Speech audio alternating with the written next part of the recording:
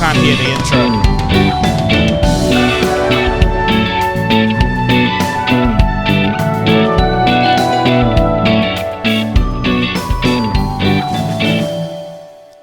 We're bringing the fun. We're bringing the thunder. We are Thunder. Flesh and blood down under. Whoop, whoop. Is this episode 10? I think we're in double digits. This is 10. Oh, how We're good at is that? 200, 300. I can't. Thanks for the applause. Hey, it's gotta be said. Look, I'm 311 subs, I believe. Not too Guys, bad. hit the sub button if you haven't. We're trying to hit 1,000 eventually. But yeah, episode 10. I think 4,000 views. It's going well. Awesome. Also, it's fun. Brendan, welcome. Welcome. We have a very special guest today. Yeah, thanks for having me. Very, very special guest. So We should write intros for our guests, like, you know, like TV shows, like this person's accolades and list them off. Ex-Wizard of the Coast employee, Yes. current LSS employee. Yeah, run Tech- their distribution in Okay. Southeast Asia. So Fable, Yeah, Fable International, they're called, based out of Taiwan. everyone knows Fable because of the Taiwanese Yeah, Fate yeah. Foreseen promo. Well, welcome. Yeah, You're yeah, only in Sydney temporarily, so we thought we'd... That's why it's actually lit up today. We never record during the day, but we thought we'd catch you before you leave, before I leave, and yeah. Well, I've been friends with Brendan since 2013. Met through my previous passion, magic. That's how we met. And one thing I've always wanted to ask you, Brendan, is how much did it suck working for Watsi? No, it was...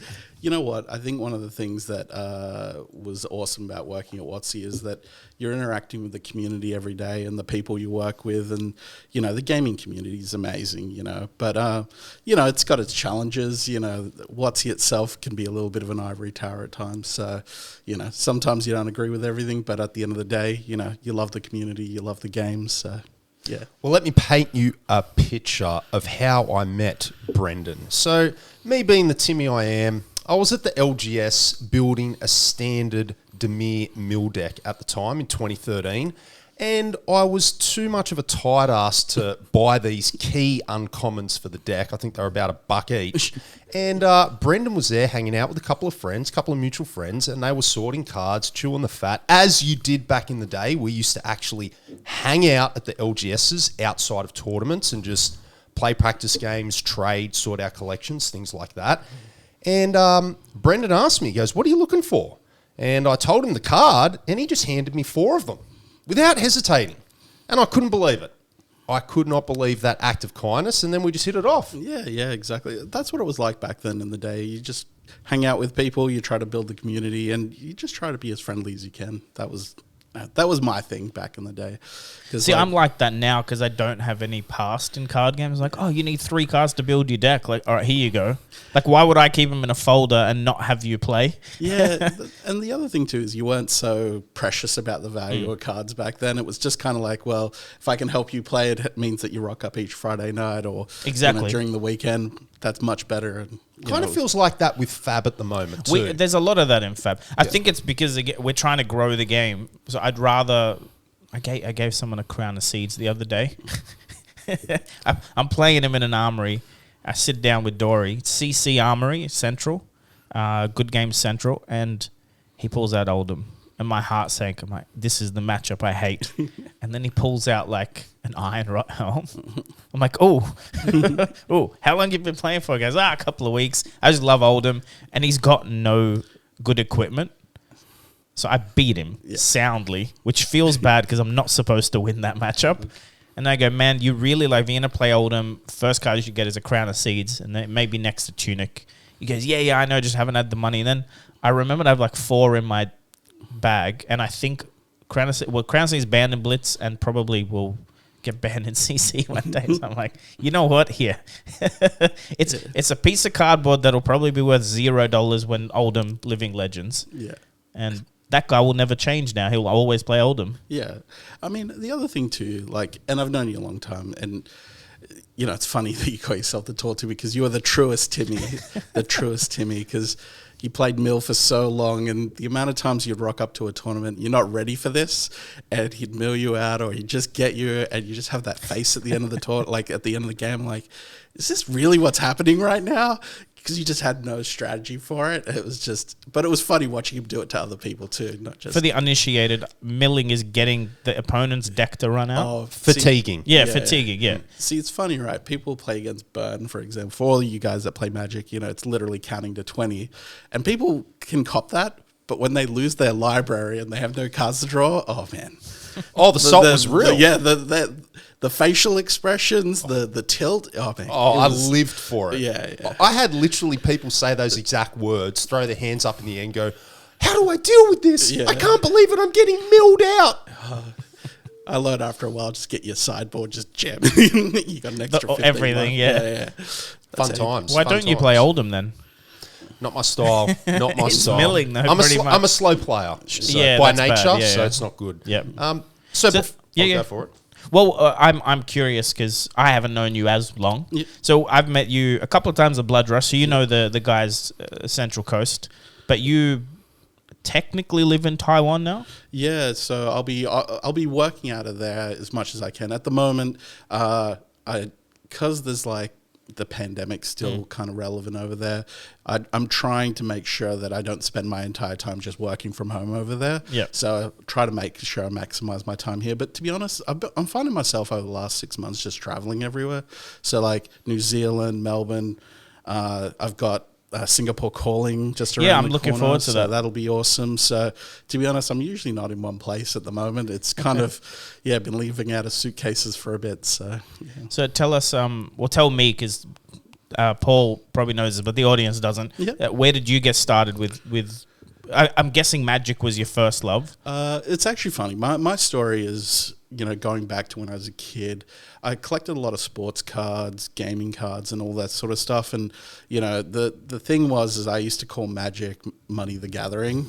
And the thing was is just because it was so expensive to play. You hear about how much cards cost. So I actually played like every single card game other than Magic. So I played Versus, Vampire the Masquerade, Spycraft, UFS, you name it, I played it, right?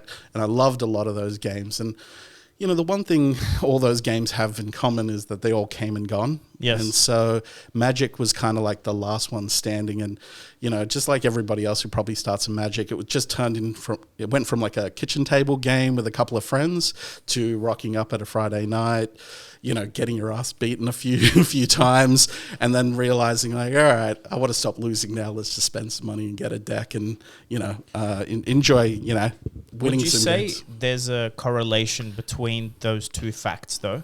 Which? Because there's a lot of people that argue in Flesh and Blood, Skull Cap's too expensive, Command and Conquer's too expensive, and there's this voice out there of people saying, guys, it's not too expensive, but I see it because I'm again new. I go, if that didn't exist, if tunics weren't $200, the game might die. Yeah, 100%. Like there's a correlation, right? Yeah. Because a lot of those games were player games. Some of these companies made a lot of effort that the secondary market wouldn't go overboard, so they'd reprint and whatever, and that actually hurt the long run. Yeah, it's an important pillar of trading card games. If you actually go back through the history of like Wizards' success, and I pick out Wizards because they're the oldest, they're the original, but or all trading card games. The measuring stick. Yeah. The thing is that those cards have to be valuable. The idea is that you want to be able to make an investment into the game and then know that like your cards are worth something, right? And also think of it this way. When you go and spend like $200 on a card, you are investing in time with that card. So think of it this way. If you went to the movies, you spend $30, you get an hour's worth of entertainment. You go spend that money on Skull Cap, $200, how much gameplay are you going to get out of that? That's how I look at PC games. Yeah. My library is probably $50,000, but for the 20 years I've had the library for whatever, it's not a lot of money when you calculate the amount of hours. Like even you can look on Steam and go, I spent 2,000 hours in Counter-Strike. That paid for that $60 a few times over, you know? 100%. Like I think about all the decks that I've probably purchased over time and I still play them to this day. And the idea is that they've paid for themselves 10 times over. You know, the amount of entertainment that they've gotten out of them versus going to the movies and stuff. And as a young little Timmy, when I was blowing all my pocket money on booster packs, the way that I justified it to mum and dad was when I opened them up, oh, this is worth $5 or $10. And then they gave me the green light to spend more of my pocket money on booster packs. Where if I just opened it up and said, oh, this is worth nothing, they'd be like, why are you spending this money on bits of cardboard? Like, they, as older people from another generation, they wouldn't understand it. Exactly. And I think the other thing too is we're all big kids at the end of the day as well. So when we were a kid and we couldn't get exactly what we wanted, now we've all got jobs. You know, we can spend it on some finer cardboard. This is why I explain to people why I think you never compare Fab with Magic. For the dollar, like they go, hard is... it'll be like a Lotus one day. I'm like, no. There were 10-year-olds that opened a Lotus and then traded it. And those people that have companies and staff now go out and spend $100,000 on a card. Yeah. But they're not going to, like, unless we get actual kids playing Fab, a lot of them. Yes. Then in 20 years, maybe you'll have hearts worth a couple $100,000. But you don't get that usually from... It's why the collectible industry exists. It's all these toys and figurines and stamps and coins. Nostalgia. Yes, that's where it comes from. It's not as simple as 35-year-old me opening a cold for something, because... you'll still get a kick out of it, though. No, yeah. But I'm never going to have the nostalgia that makes me go back and buy a heart for $200K. Do you know what I mean? Course, I don't think that will happen. Exactly.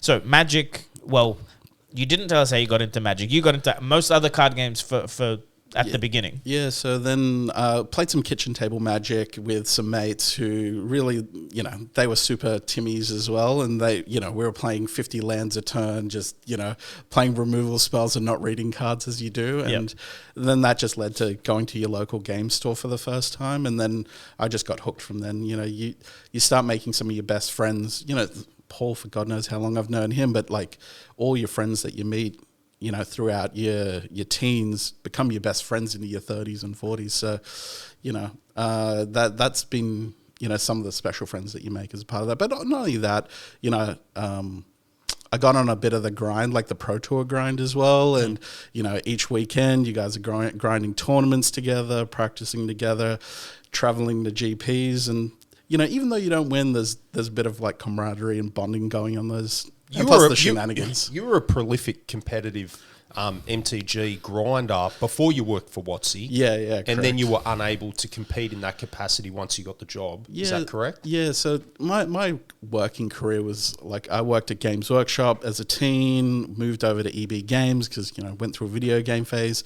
Plus the manager kind of poached me from there. He's just like, hey, you want to work here? I'm like, no. And it's like, calls me 2 weeks later. He's like, hey, you're here for a shift. I'm like, I said no, but all right, I rock up. And so started working there.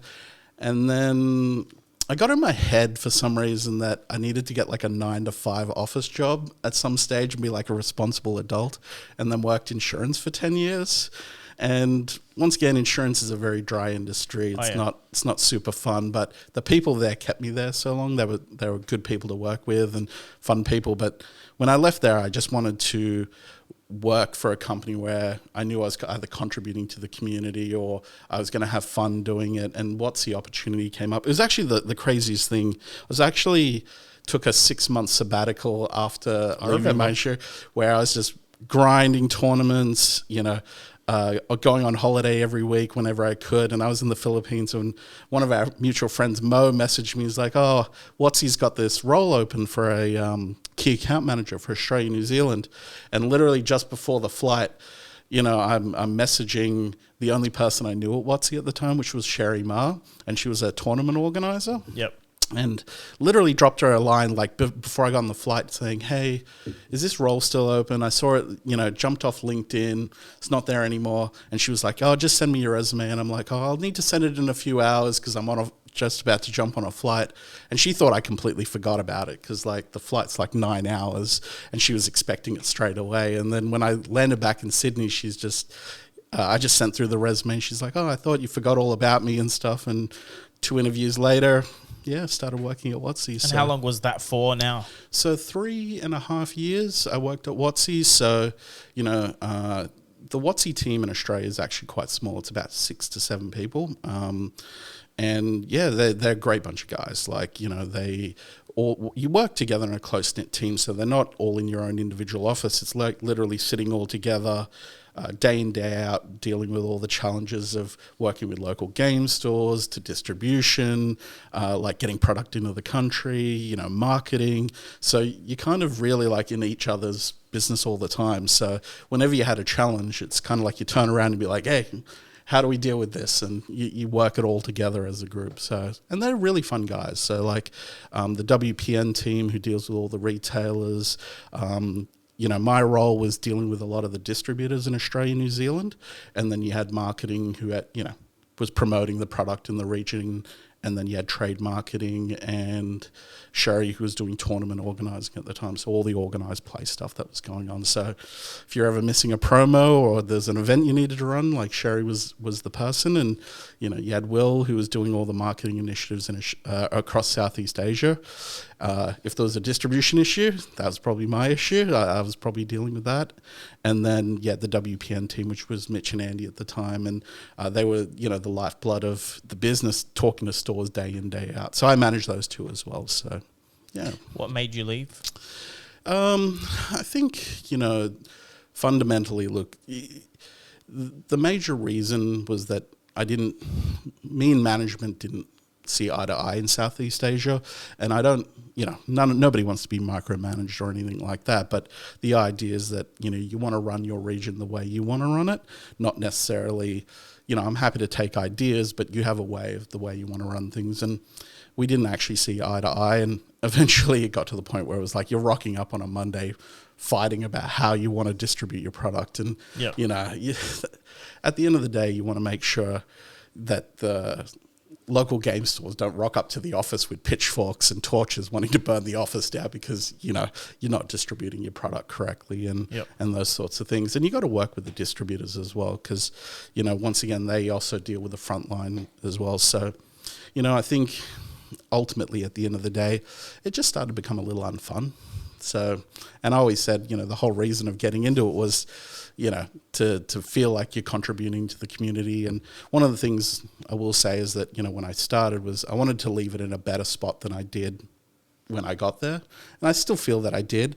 But, once again, you probably, and all your listeners are going to know, it's just Watsi's probably going through a lot of changes at the moment. And it's quite challenging as a consumer. And when you work on one side of the fence, you can understand why they made some of those decisions. But on the other side, it's still hard to deal with each day where it's like you're getting drowned in product, retailers, finding it challenging. Ever since I guess Watsi got bought out, by Hasbro when 2010 or something, up until when I sort of left Magic around 2018, we saw the game change a lot. And I still strongly believe for the worse, not for their bottom line. Okay, I've never said that. For their bottom line, they've gone from strength to strength. But from a consumer like me, I think the game has deteriorated and is continuing to deteriorate. Did you feel that? Did you I really mourn old Magic, how it used to be. I really get quite sad thinking about it. Did you have that feeling as well? Was that part of the reason why you wanted to leave, do you think? Or did the energy change? Or I think the hard part is when I first started, the lifeblood of the business was your local game store and supporting the local community. And I'm not saying that Watsi have moved away from that. They probably devoted some of their energy to other areas. But I think the ultimate, challenge with the business was that there was lots of decision. A new set would come out, and the one thing you want players to do, right, is say, I enjoy drafting it or I enjoy playing this standard. Instead, the conversation became around how valuable the cards were on the secondary market, or, we're going to sell a lot of these because we've, jammed in some kind of special promo or some kind of promotion around the game, and they're kind of moving away from playing the game. And there was a lot of promotion around Commander. Once again, that's moving away from that competitive scene. And Standard was like the lifeblood of the business because you need players playing the latest sets all the time to make sure that, you're building your community around, okay, something new comes out, we can promote it, we can play it, we go to pre-release, we draft. But people then were just like, oh, I'm just going to buy the singles out of it and, play Commander instead. And, the pandemic didn't help with that. But ultimately, we're now sort of out of it. It's still the same conversation. They still haven't quite figured out how to transition back into it. I don't think they've really gotten their organised play, like pro scene sorted out yet. We don't know what's happening with GPs. There's probably a lot of things there that still haven't. I think it's also this. It's then big companies aren't agile. Yeah, like if there was an owner, yeah, and the owner wanted GPs to happen, there'd be fucking GPs. It's not a question. But when you got shareholders and stakeholders, which also means because it's like a democratic process, if 6 of the 9 board members don't want it, man, you're like, you got to fight, you got to politic it. Yeah. Not knowing what's happening, I can imagine a company with billions of dollars in revenue can't just go, like, even if they all decide we're doing pro play, that takes months now. While LSS, I think, on the flip side, I'm pretty sure if James wants a pro tour to happen in France, it's then about how, not about asking permission. Like, I think he can still steer the ship. And yeah, definitely. I think one of the things James does, and speaking of James, and you can tell that his heart's in the right place, like around local game stores, the lifeblood of the business, the way he wants people to play the game and embrace the game. It is around playing the game, not around the secondary market and all that sort of stuff. All that stuff, look, it's important to have because, once again, it sets up the pillars of success of your business. But if the local game store and the organised play is successful, that'll just organically be there. It doesn't need to be artificially engineered. Correct. So it reminds me a lot of like Watsi of the 90s, and a lot of people in this community, I'm learning is like they're very aspirational when it comes to their play. So they know this is the one thing where I think the easiest way to probably explain the major issues that are going on over at Wizards versus LSS is that if you go down to the local game store right now and you talk to somebody who plays Flesh and Blood, they know what they need to do to go to the Pro Tour. yes, If you ask anybody who plays Magic at the moment, God knows, they probably still think the online, on the floor. the online system that they were doing is still the aspirational pro play at the moment. So I don't think there's a lot of communication going on to like educate the community of, where pro tours are at, what they need to do to win, or even what's happening with GPs and these sorts of things. There's just... I don't know enough about it, but are you saying like MTGO, is that what it's called? Magic the Gathering Online? Well, there's Arena and there's MTGO. Okay, but is that where the pro play happens now? Well, they moved from... I'm assuming it does. Well, they moved from doing paper Magic and everything being in paper for the major tournaments, and they went to like more of an esports model. Sure. Where, they paid players to compete. They had like top 20 players in different brackets, and they would do it all online. And that was backfired. I think so. The Mythic Championship was a bit of a flop. Let's be honest. Here's where I'm getting with it.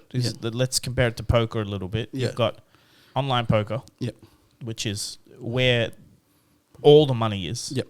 But then you have in-person poker broadcast. They get celebrities and stuff. But really, the lion's share of money is not the World Poker Tour anymore. It's the 10 billion people online that decide to buy into tournaments. Have they gone that route with Magic where if you want to make money playing Magic, as an example, you join a lot of online tournaments? Is that...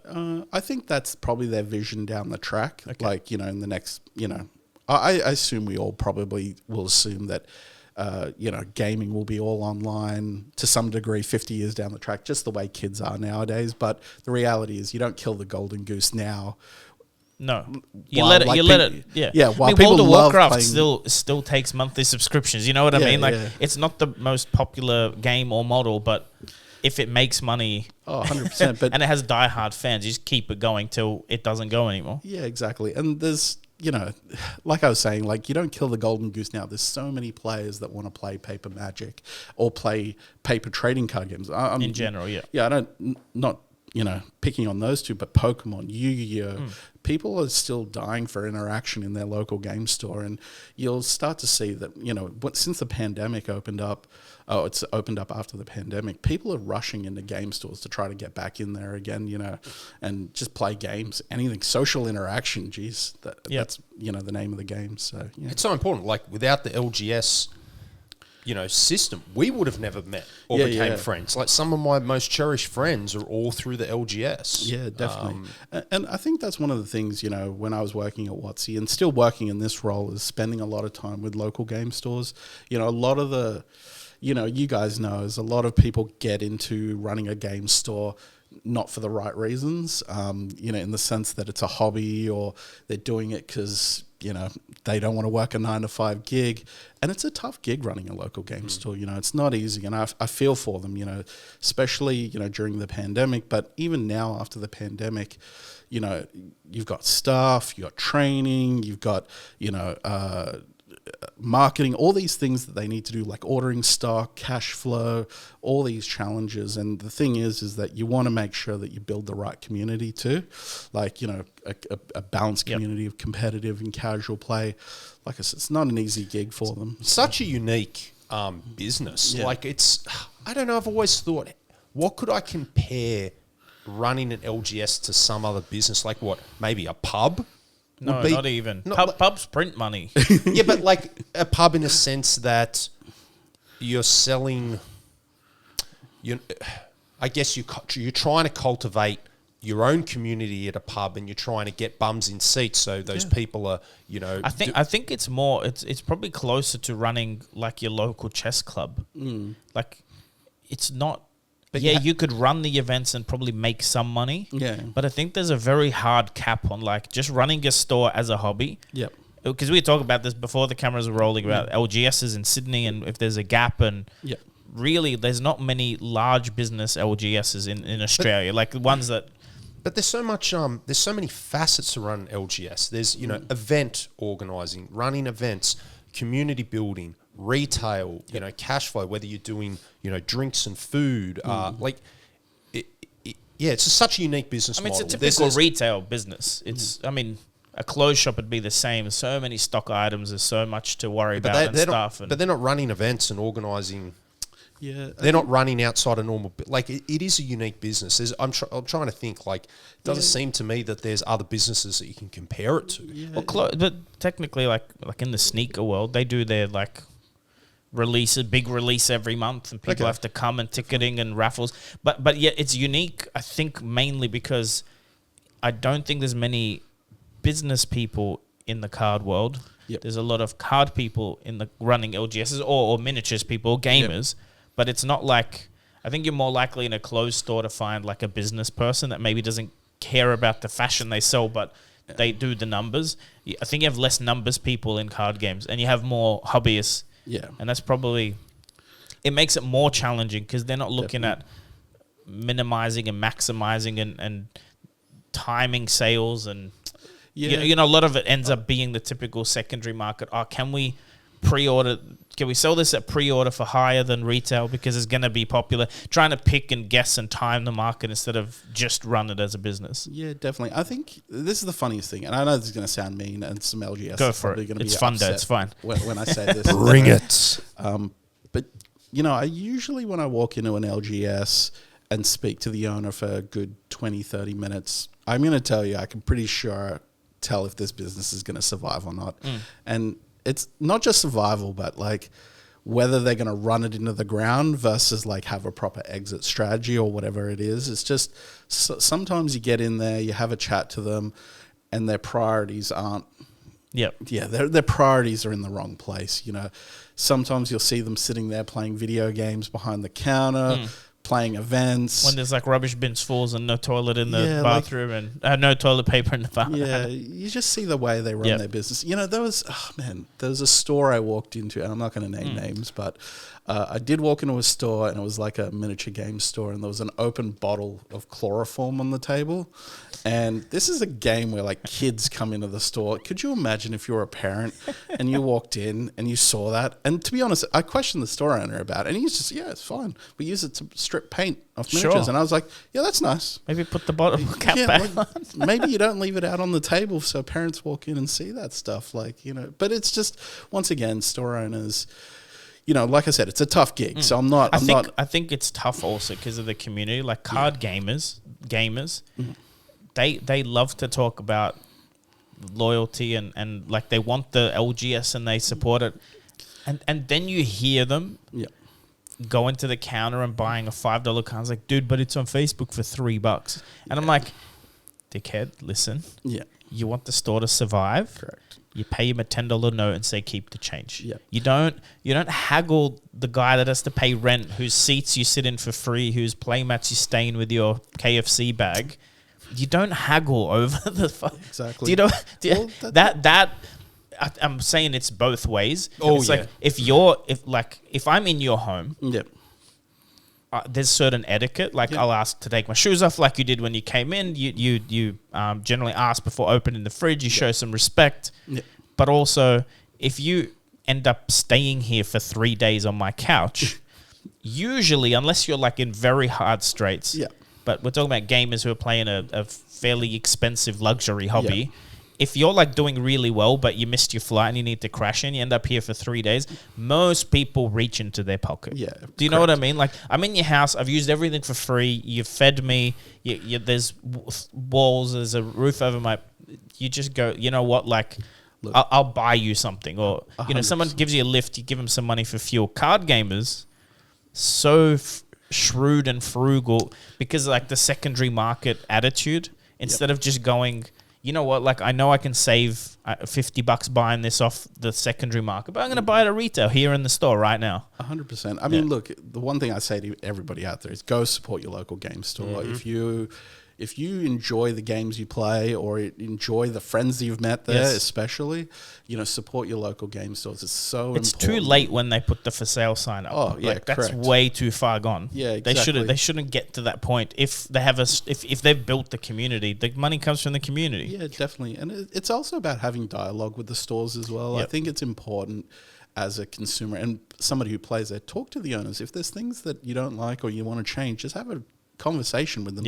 I am a proponent of letting my money do the talking, but I think the thing about local game stores is they're special places that are really important in all card markets. Like I'm in distribution, and trust me, without local game stores my business doesn't exist. But the same thing, the communities, it's so important that you build a good relationship with your stores, because to be honest, there are stores that people will tolerate. I will say the gamer is very tolerant, but I will say is once you find that game store and you want to hang out there, and you're talking about retailers like that sell clothes and stuff, I think, and bars as an example, you got to hang out. I think that's the one thing that's different is people, when they want to get away from work and you want to get away from the stresses of everyday life, that's the place you can kind of go to hang. Like when we chilled out on like weekends and stuff and played games, we would just talk shit, whatever the latest movie that came out, the latest video games that would come out, we'd play some games in between, and that's what it was about, like your local game store. It wasn't always. I'll give you a very good example of this. So I'm not going to name stores, not going to name names, but I remember this like it was yesterday. It was a while ago, maybe 2014. Yeah. Game store in Sydney closed. Yeah. The game store was a dump. Okay, dirty, unmotivated owner. Entitled patrons. Yep. That just sat around, used and abused, treated it, it was a shit show, right? A complete shit show. However, though, certain things in there were very cheap. Okay, when it came to like cans of soft drink and, chips and, certain things were really cheap.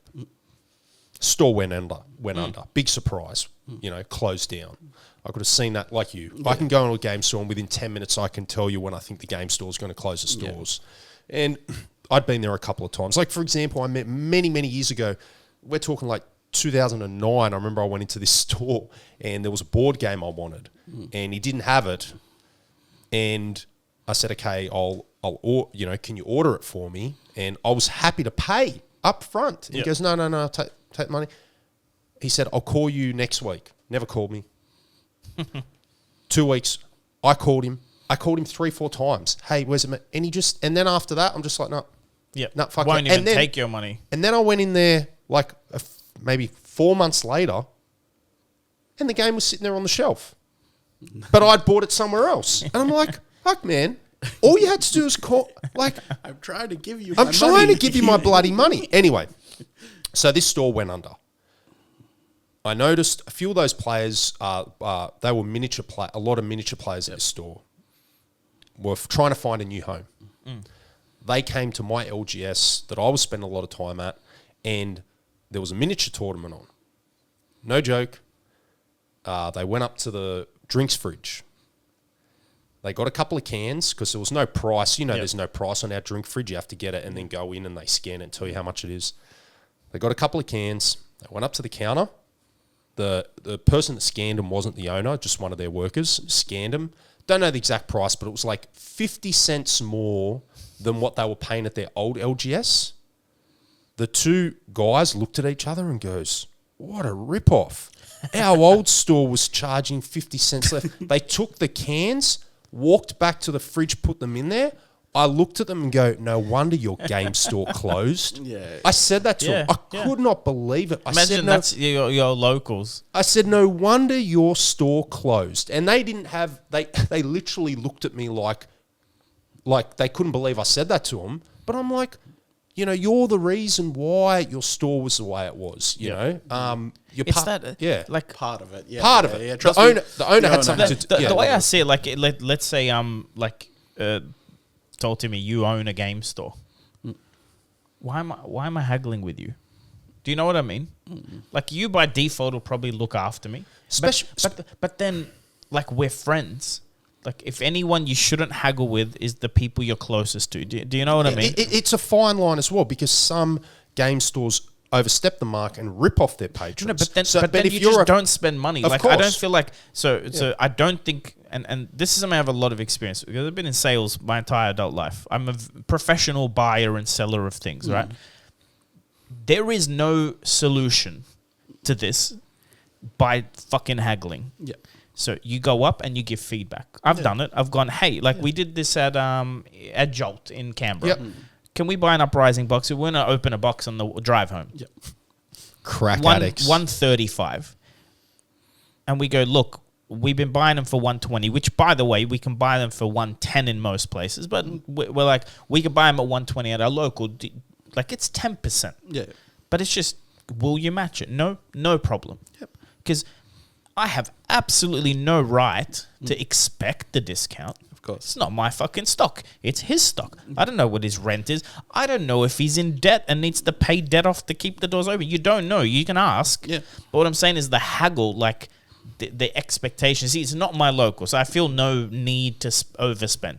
The difference is if I was at Ollie's and it goes 135, I would pay it. Yeah. Because I don't mind him making, see, this is the difference in rip off. What I don't mind him making 15, but if you feel ripped off, like if you're struggling financially, which I'm not, so that does change the thing. But if the $15 is like you're gonna have buyer's remorse, just don't buy it there. Expecting him to come to your level is what's strange about it all. Because, by the way, in any retail scenario, if the stock sits on the shelf long enough, the price comes down.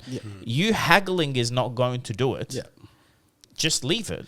Yeah, definitely. And look, we've all been in the game long enough. If you really want to get something cheaper, you can go somewhere else and get it cheaper. There's always cheaper. Yeah, but the thing is like I said, support your local game store. That's where you play your games. That's where you're going to meet your friends. And also, it's where you're going to play your games, essentially. Like, if you want people to rock up on a Friday, that place closes down, you're going to have to find another place to play. So, but like I said, store owners have got a tough gig. I think one of the things is that, we were saying before that a lot of them are part of the community in the sense that they're gamers and stuff. They do need to think of their business sometimes more as a business. Yeah, as a business, as opposed to just being gamers. Because sometimes they're even afraid to like raise the price on things. Sometimes I wonder how stores make this money is on why things. This is why I say that from my experience, and I still consider myself an outsider, it's the community, not the stores. For that, because you should understand if we go to some armories that charge $10, give you 2 packs, which is to me stupid. Like, why, man? Like most people charge $15. And one place charges $5. But it with gives no one pack. pack. Okay, but same rate. That's a stupid rate, is what I'm saying. You don't need to be that cheap. Yeah, of course. But other stores are charging 15 for one. Yeah. And then some, you go to their freaking skirmish, it's $35 for none. And you're like, why is there such a big gap? Where and it's they need to. There's I think 15 for one is like that's the median. That's fine. Like you're making $10. I'm getting $5 worth back. But if I, plus the Armory promo and stuff, it's probably $15 worth of value for the player. Yeah, definitely. Because I remember LAN Cafe times, which we'd all remember. You paid for time. Yeah. Yeah. That's what game stores were for me growing up, because I wasn't a card game. It was I paid X amount per hour because I figured I'm using a computer and eventually they have to replace it. So more or less they're charging me some to make money, some goes towards maintaining the equipment in the store. Of course. Game stores need to have that mentality a little bit. Oh, sorry, we do. Yeah. Because you're still renting a chair. You're renting a table. You know what I mean? Like, still paying for time. Yeah, exactly. I think it's funny. A lot of store owners need to think about the community that they support. If your community... this is something. Invest your time elsewhere. Yeah, like this is the thing. Is like some stores, for example, want to promote a competitive community, right? Yes. So all the prizes are top end versus a casual community and so on.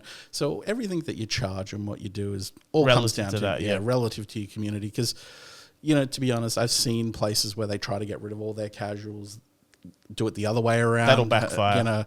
Try to get rid of all their competitive players. And I think ultimately the best I've actually seen it done is when they can get both communities going at the same time.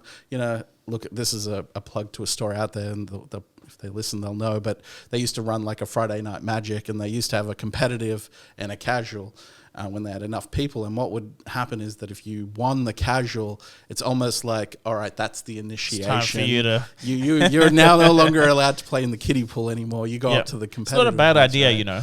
And we do that in jiu-jitsu. Yeah. Because there's belts, and most 99% of people in jiu-jitsu are doing it for fitness and community and a little bit of self-defense. It's not to compete our worlds, Yeah. So there's usually in jiu-jitsu, there's like upstairs is the newbie class, and downstairs is a bit more hardcore. You can expect you have to go harder on this mat, or you can go upstairs as more social, and it does help grow the gym. Because yes, you get the transition. Usually, people that were in the casual, and then they're like, I feel like going a little harder. Now, I'm going to add an alternate point of view on that, because I think I know what Brendan's referring to, store. Right. Now, prior to that store would do a single Friday Night Magic, right? Like a single Armory for Fab, like a single big one. They had huge numbers. We're talking, this is back when 30, 40 players. Even 50 plus, they'd have F&Ms. Like, it was huge. Like, Magic... People don't understand, Matt. When Magic was pumping, it was pumping. You'd have a dozen stores in Sydney running like a tournament on the same night every night of the week. Not like Armories; they can run them whenever they want. Imagine Armories having to be run all on the same night, dictated by LSS. So I'd like that, to be honest. So Magic used to have to do that. You had to run all your F&Ms on a Friday, and there would be a dozen, maybe more stores in Sydney running them. And at one point, I don't think a single store would get less than 20 people. And there were plenty of stores getting 30, 40 plus. Yeah. That's how many... That forces you to grow your local rather than expect the same group. Yeah. Anyway, this store was consistently getting over 40 for their F&Ms. Consistently, right? Sometimes 55 plus. And they had a single pod. Now, I understand why they switched it to serious versus competitive, because you had a lot of people that would attend like those PAX and Supernova and cosplay, and Magic would have booths set up. They'd go there, get their intro decks, and they'd be like, okay, where do we go play these decks? Oh, go to the Friday Night Magic. And they'd rock up at these events and they'd go 0-4, and then they would never come back. Okay, like that's what this owner told me why they changed it. However, though, once they did change to 2 pods, it's not just the reason why. It did shrink over the years, but I found it very weird because you had people that should have been playing in the serious pod were not. Not saying they were winning the casual pod, but the actual true casuals were not doing. And I'm like, okay, why are people playing like tier 1 decks in the casual tournament Yep. and always finishing in the top 4, they shouldn't be there. But it wasn't regulated. No one was told Yeah. where to play. And then eventually what happened was the serious pod slowly shrinked and shrinked and shrinked and shrinked and shrinked in the casual pod. And I would bring new players to this tournament and put them in the casual pod, and they'd be playing tier 1 decks all night. Yeah. And they'd say to me, hang on a sec, I thought this was a casual, you know. So I've had a Very opinion. weird. It's Yeah. something Very weird. I've been trying to get a face-to-face meeting with James White since I started playing. Hopefully this week. Well, you're flying over to New Zealand. Yeah. Surely, yeah. It's one thing I want to ask. So they had the Iridex, which was supposed to be a learn-to-play tool for stores. Yeah. And you and I spoke about there's a bit of nomadic culture in Fab where, like, if there's 7 days a week and 7 armories, you tend to get people jump right? So, like, one store that's doing the best job grows a community is also, not that we discussed it specifically, but also if you have one store in Sydney doing all the work and recruiting, that store is then now giving players to every other store.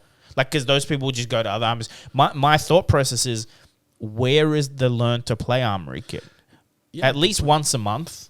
But the fix, by the way, is the store owner has to police it. The store owner should be like, oh, hey, tall Timmy, how you doing? What deck are you playing? No, you're not playing that deck in this tournament. Here's a blitz deck from behind the counter, a commoner deck. Go play that.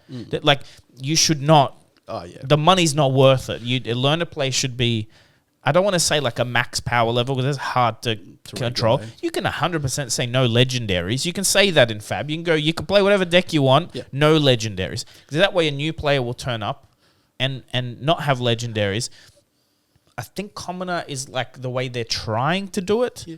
I think as a store owner, if you know your communities well enough, it shouldn't be a problem. It shouldn't be an issue to match up similar. This owner was hands off though. Yeah, that was the problem. Yeah, that's what I'm saying. To me, it's easier to fix because you should talk about jiu-jitsu again. Yeah. It's belts, right? And it's years. You need X amount of years. Like, you can't train for less than 10 years and get a black belt, for instance. So if you see people do it in jiu-jitsu, they'll don a white belt and go to a competitor gym and just fuck everyone up. But it's very obvious if you're paying attention. Yeah.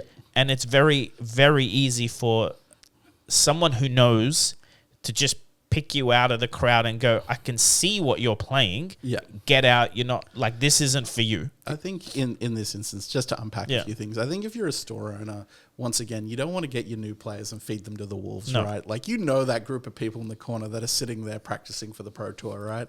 And the last thing you want them to do is go 0-4. Spike Yeah. Or it's not about going 0-4. To be dead honest, right? Like, I think when I first started, I think I didn't win a game for like 40 or 50 games. And it was like trial by fire to the point where I was like, this is it. Open my wallet. I'm buying some cards to get me out of this funk, right? Did it work? It did. It works in Magic. Yeah. No, but it works in Fab. I feel like if you get everything down pat, but you're missing the big pieces, your game will change. But you can learn the basics without your legendaries. Is what I'm trying to say. I think it's a combination of both mindset changes, because once you start, you're more confident. It's just like, okay, I'm going to build this deck. I'm going to make sure that I'm optimizing it the best I can, so I don't lose those games by the variance in the game. But also, you give yourself every chance. Turn 3, Liliana. Baby, let's go. Like, you're giving yourself every chance to win.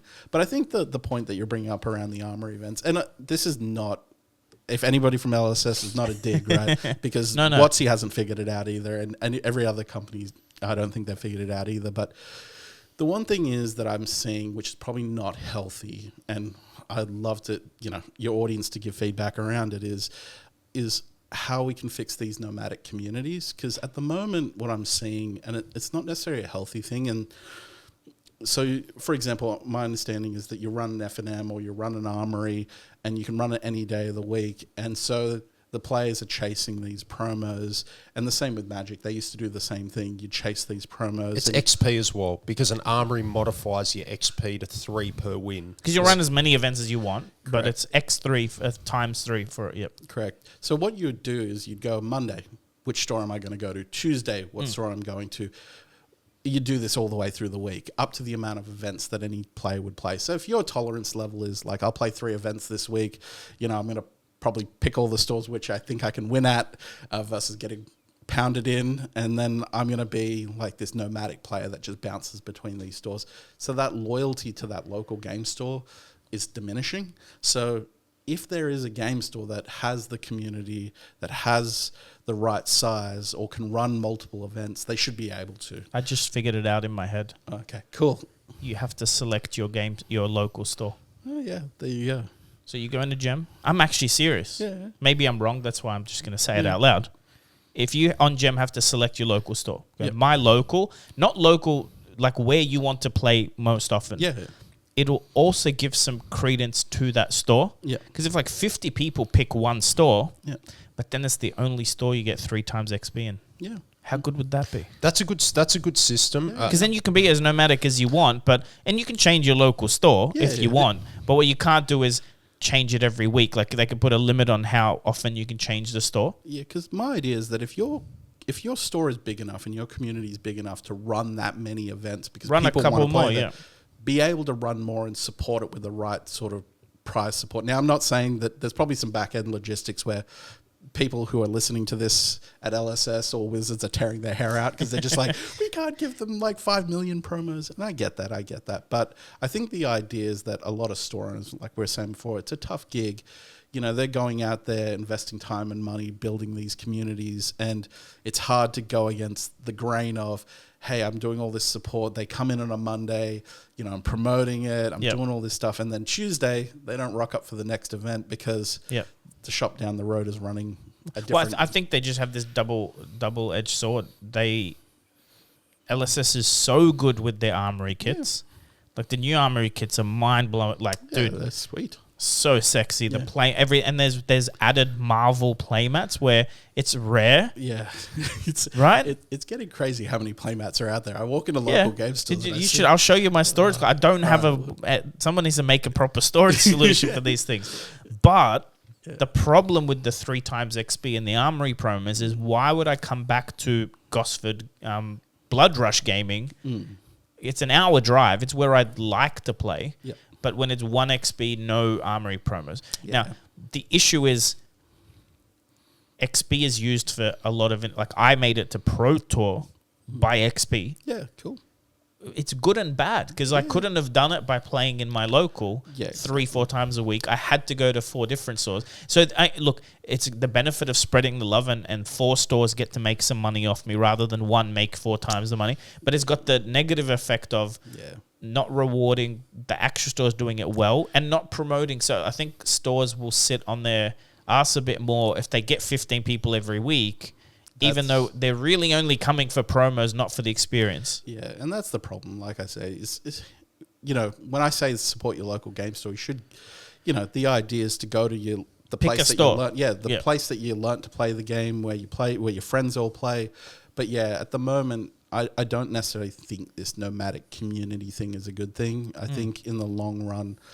The other thing too is I don't like spending money in stores that I don't want to support their business either. So it's the reverse. Like I want to spend my money in the stores that I enjoy, I like. Which is usually like a select couple. It's not, correct. It's not every store in Sydney. Yeah, correct. Especially in Sydney, and like Good Game sponsor my channel, so I'm like my other channel, and I have like nothing against them, but I know as community goes, there's this big franchise group of stores versus independents too. And most people would prefer to support an independent than go into a Good Game store. Like you can't argue with that if there's like you can't. I usually but you don't get the choice.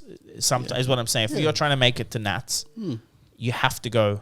Exactly. To more than one store to make the XP. Like, you won't compete with me if you go to one store only all week. Yeah. But I don't, maybe also because the player base is still small. Like, what I'm saying is if you look at a spreadsheet and you go, there's 100 players in Sydney. Yep. If it was F&M, Friday Night Flesh and Blood, right? F and Fab. Yeah. If it was that, you would have 100 divided by 15. Yeah, okay. Or whatever. Yeah. Maybe worse, because some stores would get 2 players and some would get 20. Yep. But if right now, because of the smaller player base, the nomadic makes sense till it grows to it. Like there's a point where also, there's a tipping if you had 10,000 players in Sydney, like probably Magic does or more, you can't have them nomadic because you cannot fit 100 players in a store every night. So what you do is you go to one night and there's 100 stores, and then you end up with it's split. But yeah, look, I'm not against players going and visiting other stores, but I do have this thing around sense of loyalty of your local game store. And at the moment, like I said, I don't think there's a solution. I'm sure there's smarter people out there that might have a better idea, but I'm one of those smarter people. So I've been saying for there he is. I've been saying for geez, I think I made a video on this a year ago. yeah. It's not a solution, but something I just love to see. Yeah. And I really think everyone wins Yeah. with this, is give me a limited armory once a week that a store can run. So they have a constructed armory that can either be Blitz or Classic. That's what I'm saying. And do once a month, learn to play Armory. He's a different type of and kit. I'd love to see a monthly kit. Doesn't have to be as flash as the constructed armory kit. Maybe there's no mats, just promos. Yeah. So it's cheap for You know what LSS would to be send cool? out. And then it's limited. So not only does LSS sell more product, distribution store sells does, the store does, people build their collections, and it also cultivates a drafting community. Okay. And so you can go to your local shop twice a week, get your ×3 XP twice a week, playing limited and constructed. I would love to see that. This is Call it not something going else. to be popular, but I actually believe the 3 XP is the trap. Is that? Do you think that's the? Yeah, because if it was the same XP, because Blitz is what most shops run their armory as, and Blitz is so random. Like, the best player in the room does not always win. Yeah. The best deck in the room doesn't always win. It's the variance in Blitz is 2-3 turns. I think if it was if they just went to 1 XP for all events, 3 XP for skirmishes and up, and rather than like it going 1 for an on-demand. Here's what I'm saying. No one runs on-demands. That's the simple thing. The 1 XP events, I think I've been in 1 ever. Yeah.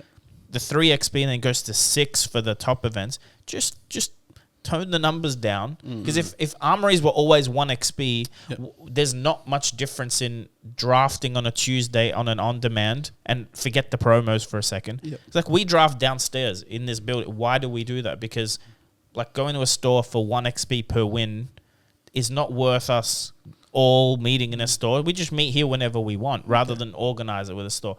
I think the other thing they could easily do is, like I said, you nominate your store. Yeah. That's where you get your 3 times XP. So you're incentivized to go to that once a week armory. Yeah. And maybe make it your XP in that store. The store has like, because we talk about badges on the side and stuff. What if you got store XP? Like, it's the same XP, but because they have the data. And then you actually get a little promo pack for every 100 XP you hit in that store. Yeah, definitely. Because then again, you go play wherever you want, but you're incentivized. No, keep going back to Blood Rush, get that 1,000 XP from the store, and then there's many ways the thing to is, skin Flesh the and cat. Blood, like the cost for these promos and stuff is fairly low. I mean, look, just for anybody listening on the podcast and any store owners, look, I reckon you can definitely go out there and build a community to do limited. Without all this as well. Without all the prizes. Yeah. Like, to be dead honest, you can probably, look, store owners are pretty innovative. They can find promos and play mats from somewhere to run these events. So you don't probably need to go to LSS directly, but and build like a draft community. I think the 3x XP thing it's a different. That's what I mean. It's a little bit of a trap, right? So, like, if that's a big motivator for your player base, by all means, probably reach out to the LSS. competitive one. The competitive one. And the idea I just had what the best armory would be. Imagine if LSS every month sent out Ira decks, no foils, nothing, but like not randomized. Like the team there builds, they go, let's build these 4 heroes. Yeah. We're gonna send 16 decks to every store. Maybe the store has to buy it, but that's your learn to play. Like, you just rock up. You don't know what's in the kit. You just open and go, all right, I'm playing Bravo today.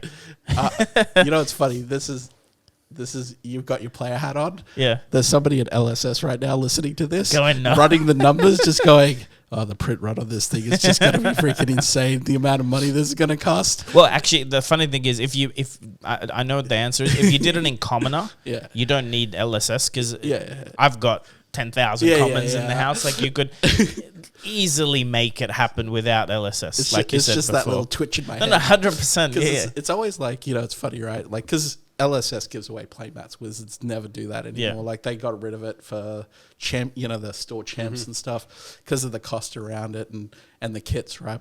And every single Tight time asses.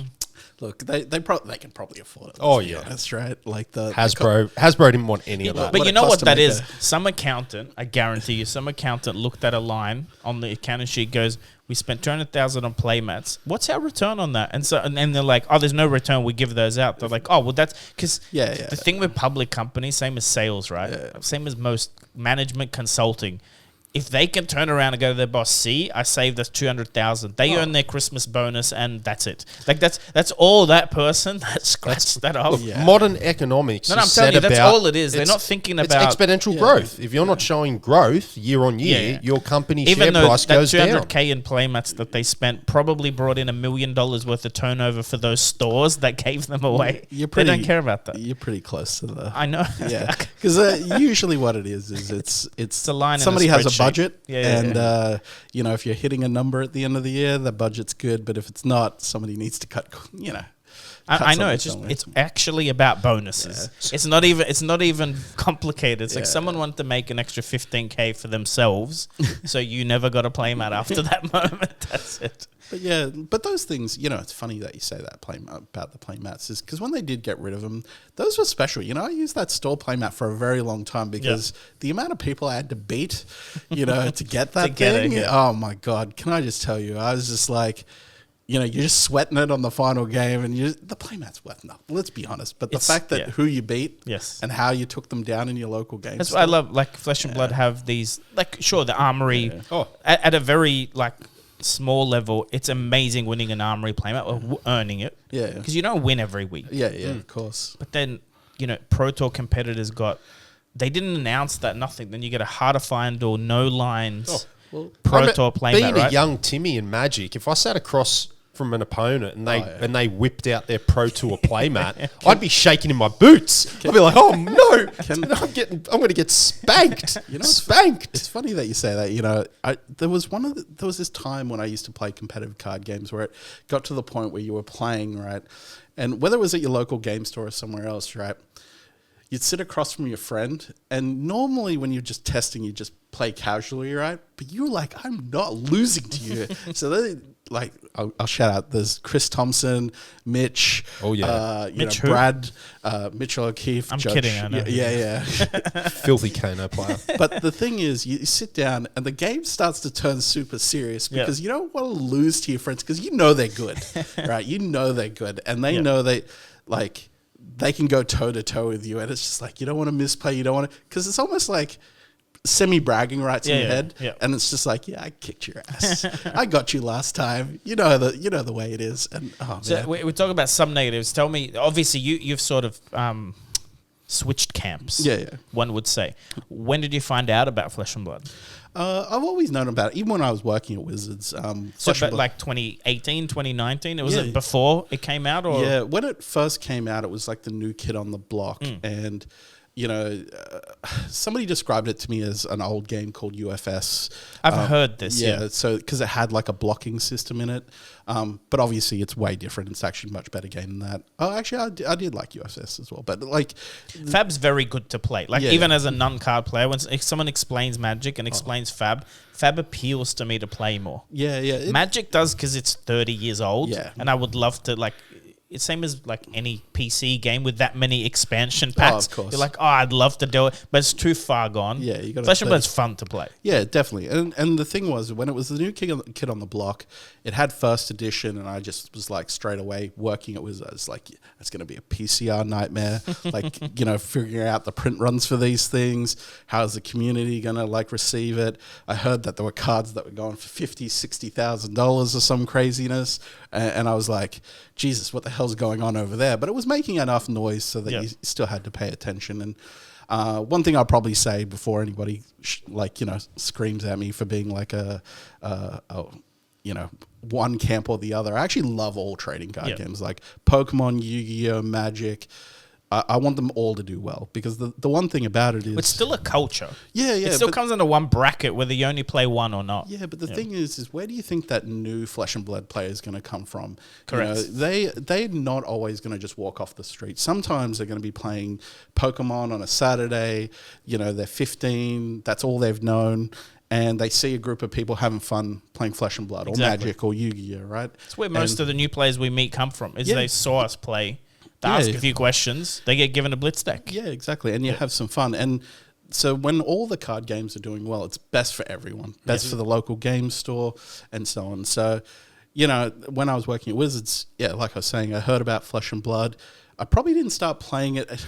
Actually, in all honesty, it was Paul here that got me onto the... I annoyed everyone in our group. Yeah, he was like the champion for Flesh and Blood in our group, and he was pushing it uphill too, because our group is a Magic group. Right? They were about to kick me from the chat. That's what I found out. He was full on it, but I think the one thing that we all got, he was very passionate about it, like the Tall Timmy videos. And it's funny, like, for people out there behind the scenes, you think that the Tall Timmy is a character. It's not a character. It's just an extension of Paul, right? Like split personality. Yeah. Like if he has too much, red cordial, that's the Tall Timmy. That's my default. Yeah. But the thing is he was very passionate about the game. Actually, it's probably not he was very passionate about Flesh and Blood. He was very passionate about organized play, like the direction.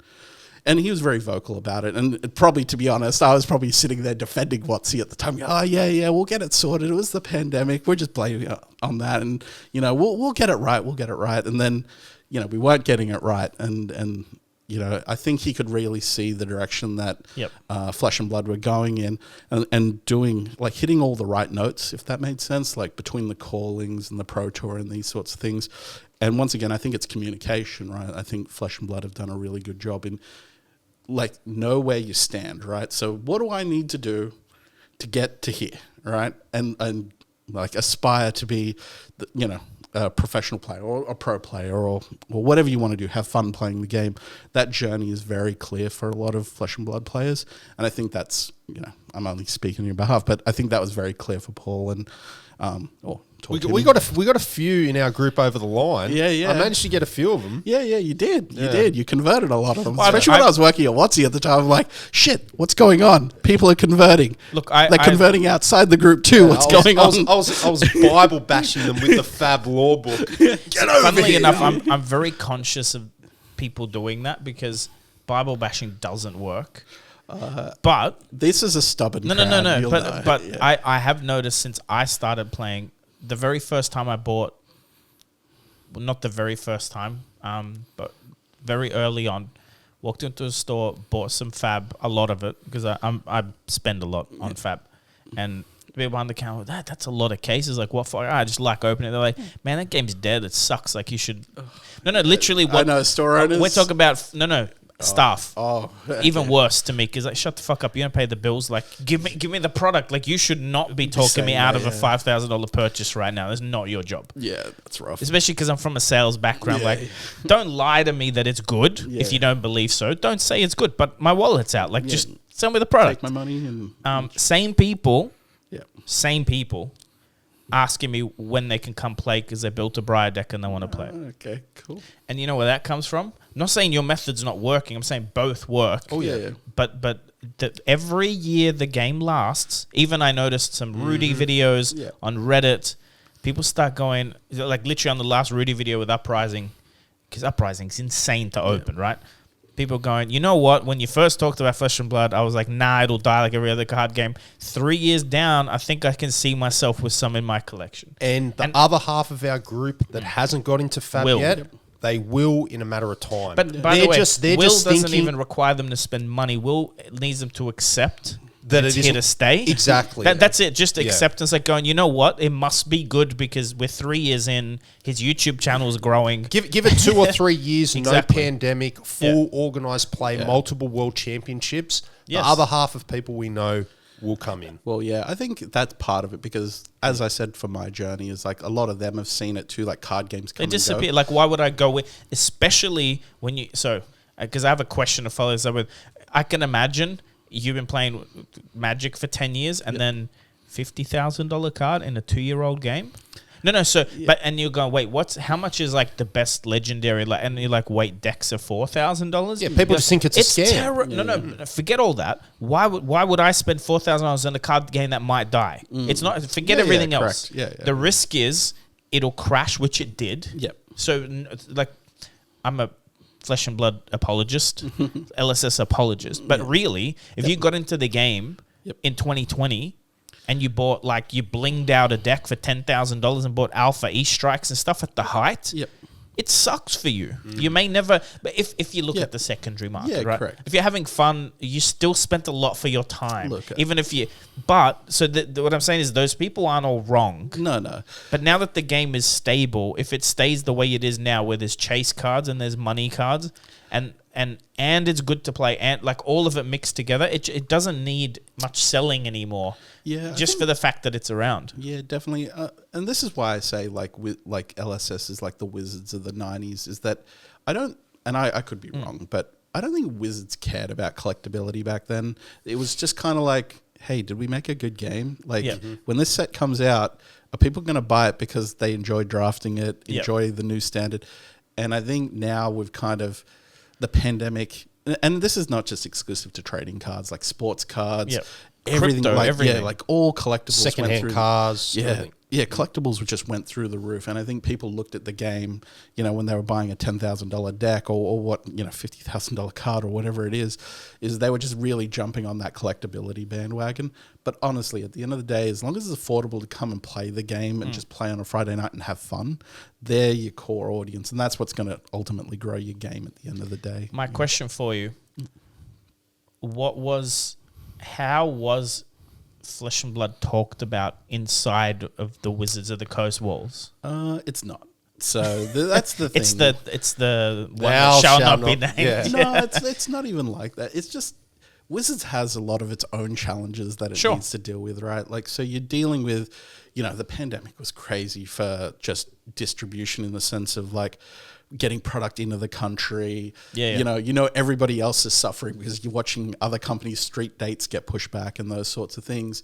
But I think, once again, I can only speak for the Australian team, but they have a very healthy attitude towards trading card games and competitors because, like I said, it's similar to my view is that, we want them to do all well because, look, let's be honest, Wizards not immune to it. They know that they've probably released a few sets that were underwhelming, and when they do, the local game still hurts because they've either bought a whole bunch of product that they can't move, so they need Pokemon to do well, they need Yu-Gi-Oh! To do well, they need Flesh and Blood to do well, so that, they pay all their bills and they're still open the next day. Yeah. But the other thing too is like, it's just that, once again, the same thing. It's like, where are your players coming from, right? Are they all going to come from just off the street? No, they'll probably play Flesh and Blood. Wizards can't recruit people in the 90s anymore. Yeah, exactly. They got to find people now. Yeah. So where do they come from? So, just like, Paul used to play Magic, now he plays Flesh and Blood. So on and so on. Players will play Flesh and Blood, jump ship to play other games. It's just the natural cycle of life. But I think one of the things is, just making sure you have a healthy card game, healthy community. What's your vision for Flesh and Blood in Southeast Asia over the next 2 years, 3 years? What's your vision? Yeah, look, it's a developing market. There's a lot of opportunity in Southeast Asia. The one thing is I'd like to see the first Pro Tour champion come from Southeast Asia. Oh yeah. Hopefully, Taiwan, Philippines. I'm half Filo, so I'd like to see a Filipino champion come out one day. But I think one of the things is the Southeast Asia market's right for Flesh and Blood because they're a very competitive trading card game market. Like, they're very mature when it comes to that. They don't like losing, like Commander doesn't exist there because nobody wants to play casually. They just want to beat people's faces in. And so Flesh and Blood, is definitely going to do well in those markets. But, I'd like to see, wink, wink, Japan come online at some stage. And, localization that just happened in Europe. Is that so it seems very important in those regions. Like France needs French cards. For some of their game stores refuse to stock English cards. Yeah. Is it like that in Asia? Yeah, definitely. Like I can only attest for Wizards side. But yeah, localization is extremely important, especially Japanese market. The thing is that they see it as like a Westerner's card game. So when it's not in English, when it's in English, they obviously have like a Yeah. reluctance to it. Well, I mean, they have access to amazing games anyway, right? It's not like a... Oh, they have so many card Yes. games, it's insane. Like, you they know? have ones we've never heard of, I imagine. Yeah, definitely. But I think, localization in our market's probably extremely important. So, it'd be good to see that happen. But even like South Korea coming online at some stage. So English in Philippines, South Korea wouldn't be a problem, I imagine. Philippines is good because like English is like a secondary language for them. So, and there's a lot of expats in that market. So a lot of them do their education overseas, come back to the Philippines, and they tend to have a higher level of disposable income. So, the cost of trading card games is probably more accessible for them. And the Philippines is a big market. Like once again, I'd love to see a calling there one day. Hopefully we get more players in that market, more stores embrace the game so that we can, because there's no point putting a calling there or big events there if Without nobody's going to players, attend. People aren't going to attend. So, we got Singapore around the corner. That'll be an opportunity for players from all the way from Hong Kong, Vietnam, Australia as well. Yeah, A bunch of us going before Lil. Yeah, to go over, Singapore and enjoy themselves, and once again make some new friends. And I think a lot of the judges are looking forward to finally catching up in the region as well. So, And the largest player base now in Southeast Asia, what country would we be looking at? I'd say Taiwan's pretty big. Like in Southeast Asia, I think it's probably. It's hard to say like all the numbers because there's still a lot of like kitchen table players, but I'd say Taiwan's pretty big. Hong Kong. Well, Singapore. Hong Kong, I saw on Facebook earlier this morning on the weekend, had a road to Nats 63 players or 65 players. That's pretty damn good. Yeah, I think you also, like, somewhere like Hong Kong will have a lot of people can travel in. That's a trick for LSS and you to pick the right locations. Because, like, 100%. West Coast for us, way easier to get to. So, like, Nationals, if it's on the West Coast, makes the Australian and New Zealand crowd much more likely to go. Yeah. To America. Yeah. So, but I'm saying Hong Kong's pretty central. You can get to Hong Kong from anywhere in Asia fairly easy, right? Yeah. See, the hard part is, and once again, this is not you guys got your players' hats on. Yeah. My That's why you're here. like, We need friction. my TO/distributor hat on. Sometimes you go to run these events and you're like, yeah, this is a really good time of year to run it. Why is the hotel so cheap? Why is all the flights so cheap? Oh, it's hurricane season. Everything's being destroyed. I went to play in 2017 September in Hong Kong. I went there to stay with my very good friend, and I played in a Magic the Gathering Grand Prix, and that weekend was the largest typhoon they had in 100 years. Yeah. It was a category 10, a system 10 or whatever Imagine they walking call around it. with cards in your bag Dude, when it's even raining. I was watching cars get rolled down the main road. Yeah. It was intense. We got locked in the venue. Locked in, sandbagged. Oh, it was crazy, man. I've never seen anything like it in my I life. think I remember, did the ceiling of the venue break? Oh yeah, Yeah, they had collapsed in. Oh, they had bins. Yeah. It was coming down like a bloody waterfall. Yeah. There was no food in the venue. They ran out of food, like water. It was crazy. How was the event though? Awesome. I think it was like 200 players that were meant to come for the day two. Didn't get there. No, they're trapped in their hotel. They were trapped in their hotel. The reason why I got there is because my mates and his brother, they're locals, they said you have to leave early before the winds pick up. Oh, okay. So I left their apartment at like 5:30 in the morning, and I went real early, and I got in there early before the winds picked up. So that's how I got there. Yeah, that's right. The Timmy always knows the little tricks of the trade. But that was a good event. Tunnels. I'll never forget it. That was unbelievable. But yeah, it's a tough gig. Like, and the thing is, you got to plan those events in line with all the events around the globe, right? So they've got, calling Singapore coming up, and then you've got Ulrich. Did I pronounce that right? Utrecht just finished. Utrecht. Yeah, just finished. You've got all these events, and you've got to kind of like, it's almost like juggle them together so that, okay, we've got enough spacing between this. Oh, we've got a set release. We need to give them enough time so they can get product and build their decks. And then are we going to make it limited? Are we going to make it constructed? How are we going to, it's not an easy gig. And then you've got to manage, TOs and deal with, distributors and people. It's, quite a bit of a juggling act. So What do you think, or what do you feel like talking on comfortability-wise of TCG buying out Channel Fireball? There's been a bit of speculation on some other podcasts, and I've heard a bit of commentary that I feel is a bit incorrect or not very accurate. I don't think they have a good understanding of where Channel Fireball failed and possible, I guess, opportunities from the sale. Like, what are your thoughts on it? You know, what went wrong and what might...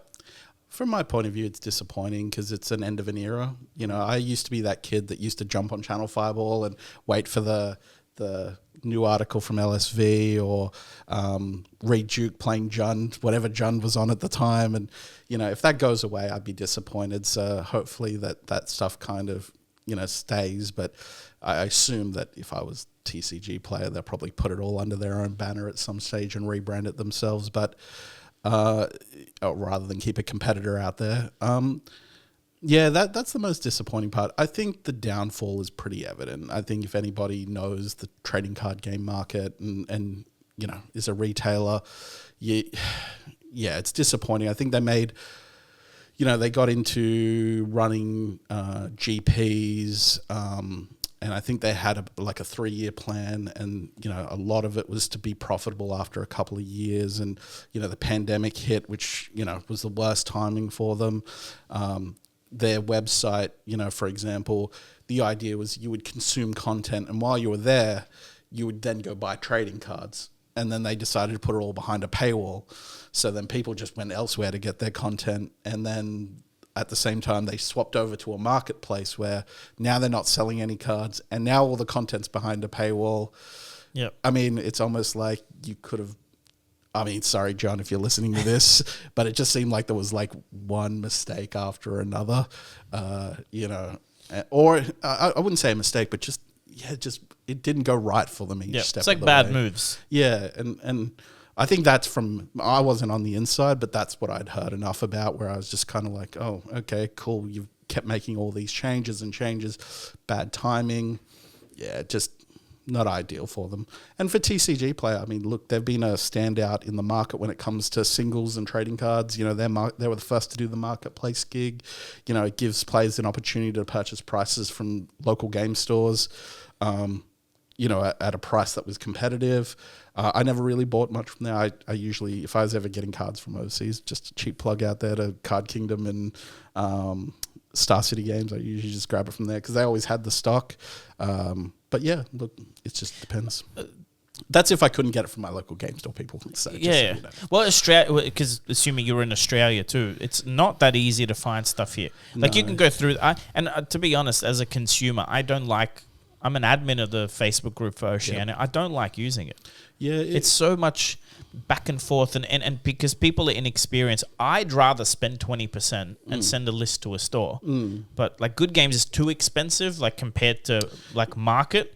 I'm going to do a cheap plug. Yeah. Their pricing's gotten really good recently. So Part of it was my feedback Yeah. because you know we're talking flesh and blood, and they want to grow the scene. I'm like, guys, stop using the lazy binder pos market high or whatever you're picking. Yeah. Like actually be in it.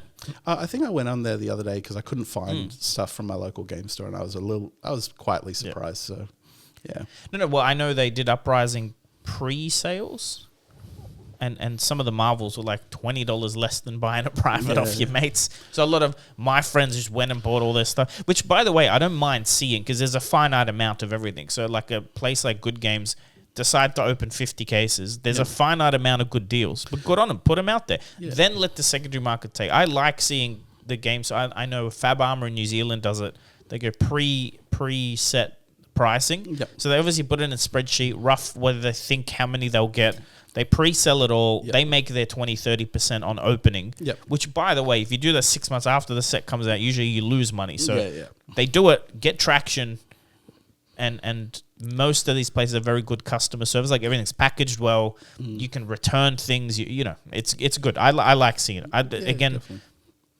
Me giving money to Paul doesn't further the local store. Do you know what I mean? If you can buy it from your store, you should. Yeah, definitely. I think where I only ever went online when I needed things to finish off a deck for a tournament or something like that. So in extreme circumstances. But, I was a huge fan of like when GPs rolled around and like vendors would come over, bring cards from overseas. And, you'd find things that you'd never see anywhere in a local game store. And I can understand why, because sometimes like a local card store can't sit there and invest or put money into cards that are going to sit on the shelf for like a year before the one high roller walks in.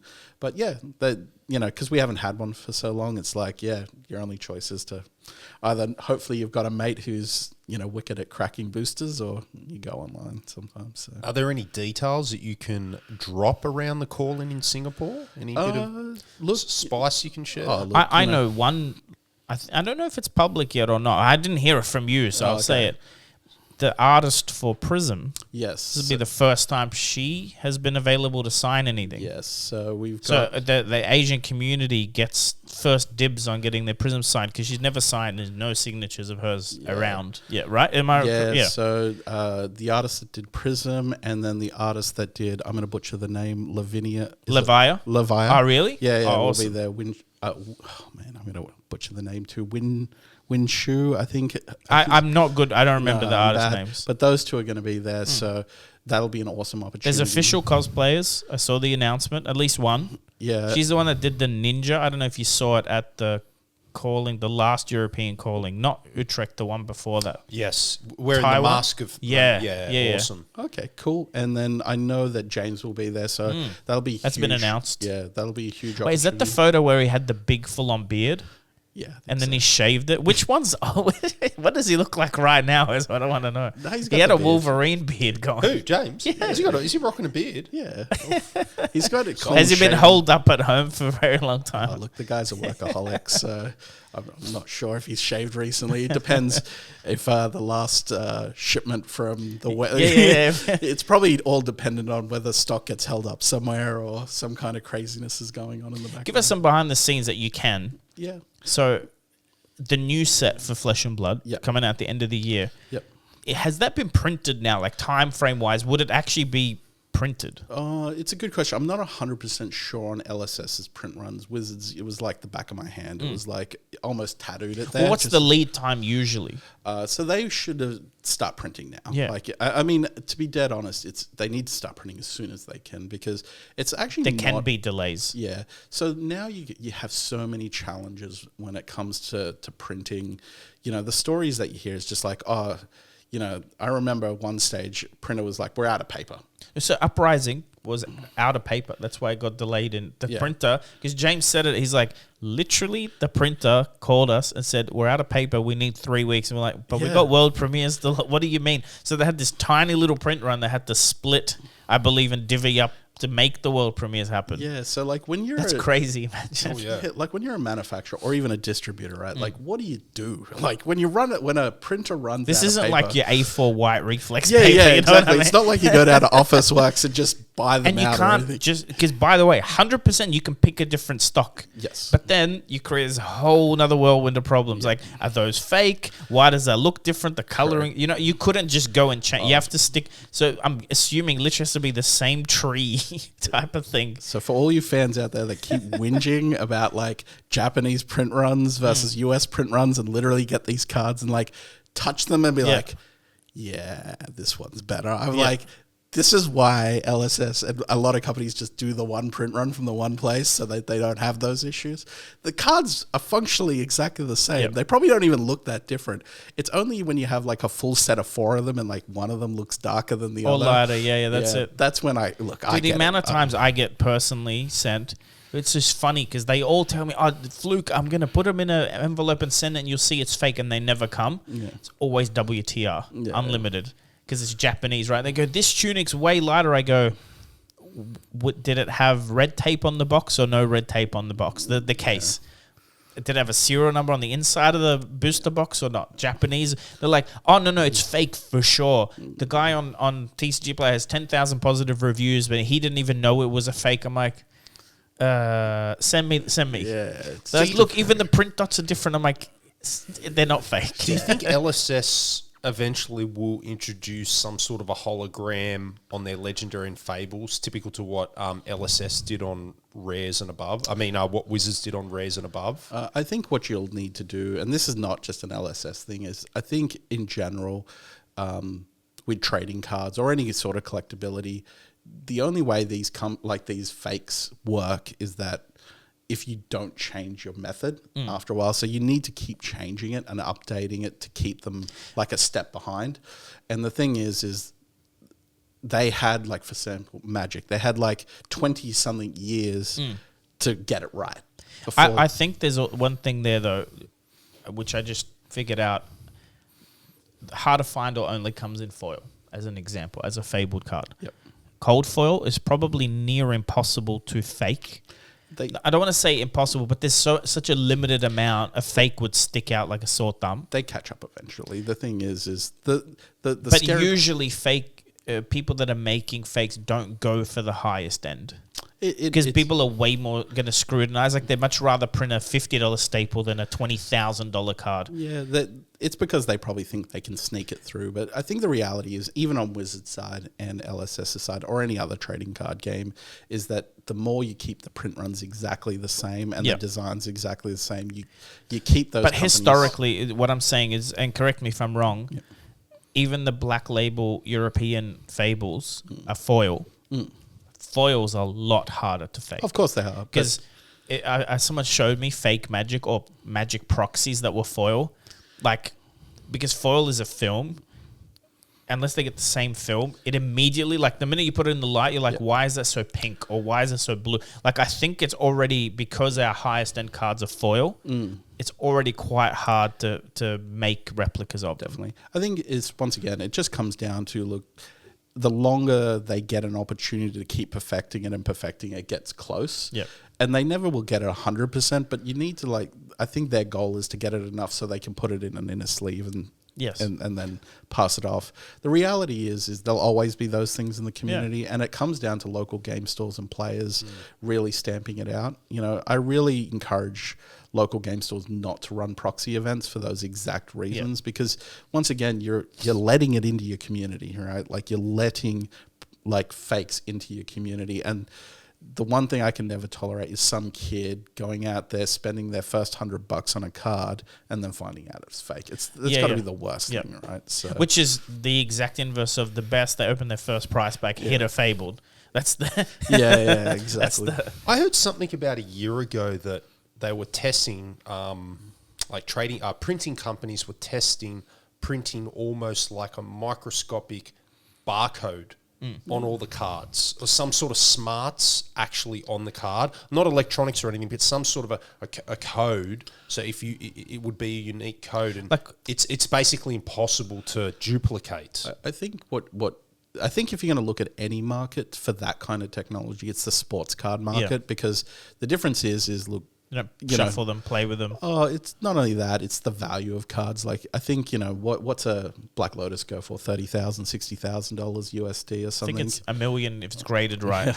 And the same for Flesh and Blood. But sports cards now are hitting $250,000. Yeah. $250,000? I think there was a Tom Brady, like, last year that went for like $250,000. Pure collectible. Yeah. What okay, $250,000 for Tom Brady. What year's that card printed? Oh, it's a rookie. Like, his rookie year. Oh, his rookie year. Yeah, his rookie year. And they would have graded it, like a 10. And there's probably so few of them. But the reality is, like, modern day sports cards, they're going to probably introduce that kind of technology in there where you can kind of scan the card. They'll probably invent but there's already NFC, like, when you watch poker and the cards come up on the screen, that's not the camera anymore. It's an NFC chip in every single card. I'm not sure if you're aware of that. I'm not. So they already have little micro NFC chips they can put in, beep, and it literally is scanning the card. Yeah. And then, funnily enough, that's technically what an NFT is. It's like a digital version of that. Yeah. But it's whether it's worth, like, imagine the cost for every Fable to put an NFC chip in it to make sure it can't be forged. They'd only do that if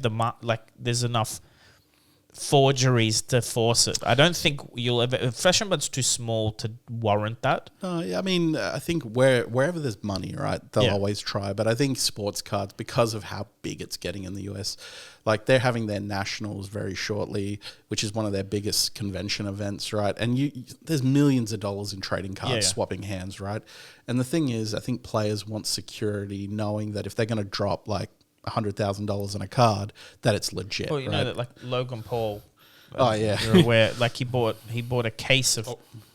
Ended up being a fake. Yeah, Pokemon case. And it was like double authenticated. Like my favorite part is the G.I. Joe. G.I. Joe. I wanted to see those G.I. Joe cards. Open it. Yeah, like, play some G.I. Joe. It was some vintage. It was vintage cards. It just wasn't Pokemon. Yeah, but that's the scary bit. Yeah. That's the scary. It's crazy that it was authenticated.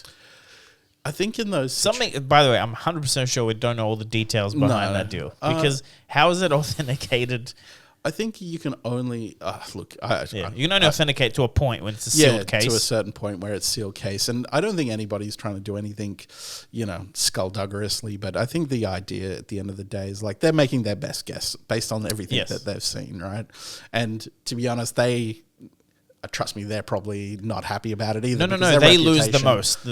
I don't. That's right. I don't think the grading company, the authentication company, would have been involved. Yeah, that's not exactly. What I'm saying someone knew enough to get it past. Yeah, exactly. I think, and crazy. Once again, it's like the history of the product too. It's probably been sitting in somebody's basement for God knows how long. We were talking about this. So we're talking about the PCG grading thing, the partnership with LSS. Yep. That's what I was hoping for the most. I'm not sure if they're quite doing it how I would have hoped, but that was what I was hoping for was, okay, here's a gold foil extended art Crown of Providence. The first one got opened. There's a video on Twitter. Nice. If that was PCG slapped a serial number on it. Yep. Took some 20 megapixel photos of it. So there's like like if you've seen the video I did with PCG, they have a microscope. Yep. They could literally run the microscope over that card and go, bottom left, there's a little nick that no naked eye could see. Slap a serial number on it. And this again, it's similar to an NFT. You could literally make an NFT of it, not to sell it, but to keep. There's a record of the bottom left of that card and the one imperfection that makes that card unique. Slap it in a digital form, receipt it, timestamp it. 10 years from now, you can track back the ownership if you always register the sale with PCG. You go back and go, I bought that card. It came with the little card from you. Yeah. And at any point, I want to buy the card now. It's worth $100,000. We could go to a PCG office. They microscope, bottom left of the card. Yep, that's the nick. Okay. You couldn't replicate a microscopic imperfection. Pedigree's important. Yeah, but this is what I hope. I'm sure I could talk to Matt Rogers if PCG go down that route because like Flesh and Blood trophy cards right now are worth an incredible amount of money compared to other card games, right? If they do that right with pedigree authentication, the grade is secondary. I don't care if it's a 9 or an 8. I care more about. No, that's the original one from 2019. Or that's the first one that got open. Or that's Matt Rogers' one when he won 4 callings in a row. That's his 4. Yeah. That's more important. Like, that's cooler than, like, I got a 10. Okay, you got... Because I want to play with the card. That's what the top wine somms do when they're selling Where did it come from? 2,000 bottle of wine. The King of Spain. They talk about He stole it from the King of France's wife. All right, that's the bottle of wine. Yeah, this vineyard in France was raided by the Romans and then owned, and this grape was squeezed between someone's bum cheeks. Like, that's the level of detail that they give, right? Well, you know what's funny that you say that? There is, like... I can only say this for Magic because I don't have There's some of that, right? I don't have an example for Flesh and Blood, but there is cards. I can see where you're coming from, right? Where I would love to own certain cards. There's a Lightning Helix from a Pro Tour for fans that know. There was a finals where somebody just like, the commentary team are just like lining it up. Yeah, you just go to the face, hit him to the face, and you just go for light. Like you just hit him in the face with light. Flips the card over. Everybody's going nuts. If you could get that card. So what's funny, I've already done that in Fab. Okay, yeah. So there's a Prism player called Pheno Black. Okay, yeah. He was on camera at a calling against the most hated character in Flesh and Blood that's now a living legend. Yeah, Bravo. Bravo Star. So even Yeah. I think and he was watched playing him at Prism. SCG Yeah, Con. correct. Yes. Yeah. Everyone was hoping Pheno Black won because but then they didn't, because if he won, Prism might have living legend. Oh, okay. But everyone hates Starvo, wants him to lose. It was one of those like you're damned if you do, damned if you don't. Yeah, okay. And Pheno Black is playing his Rainbow Foil Tunic, and he misses making it go to 3, which is when you get the resource off it. Now, when experts have looked back, he wouldn't have won the match necessarily if he had, but people attributed his loss to missing, because you can lose a game over missing a trigger. Of course. Lost many. Yeah, we've all been there.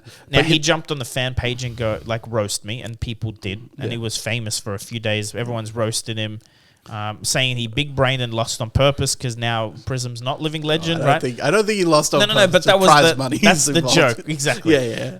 I contacted him. I said, "Can I buy that tunic, sir? And will you sign it for me?" Hey, perfect. And he goes, "Yeah, just replace it and give me like $100." And I met him at Pro Tour Jersey, and he pulled it out and he signed it, and that's the one I play with. Nice. And now, it's not about money. I reckon that card in 10 years could be worth a fortune, especially if Pheno eventually becomes someone like he's a very good player, but if he wins like Worlds on Prism.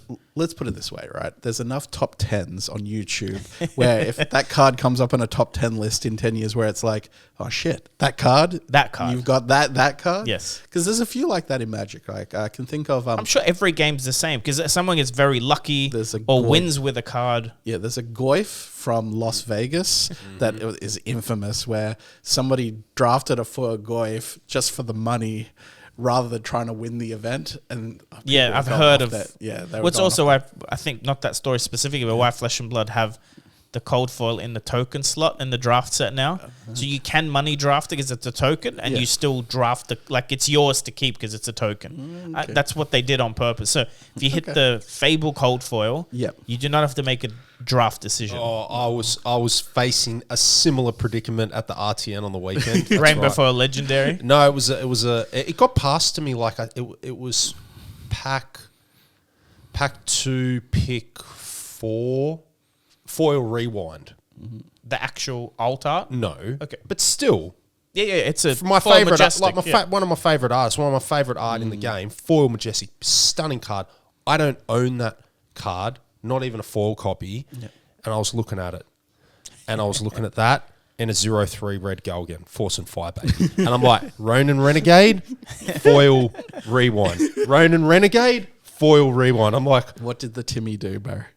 The Timmy went for the Ronin Renegade. Good. I actually fucking went spike on that shit. And I did the Renegade and the person to my left though did not. The bastard picked it. He just looked at you and how are you, mate? He top 8'd. He's fine. Yeah. He's still got there. But I was looking because I was a bit light on 0-3 go agains. Yeah, and I'm like, oh God, it pained me to pass that card. Yeah. It's talk to me. Have you opened much Uprising yet? I've got a case of it still sitting there in my lounge room that needs an opening. But you know what I actually did? I got like a case of like starters, and I've just been giving them out to people. Yep. So I figure that like when I jump on my flight to Melbourne and to Singapore, I'll just give them to kids on the flight, and eventually over time they'll pay for my flights.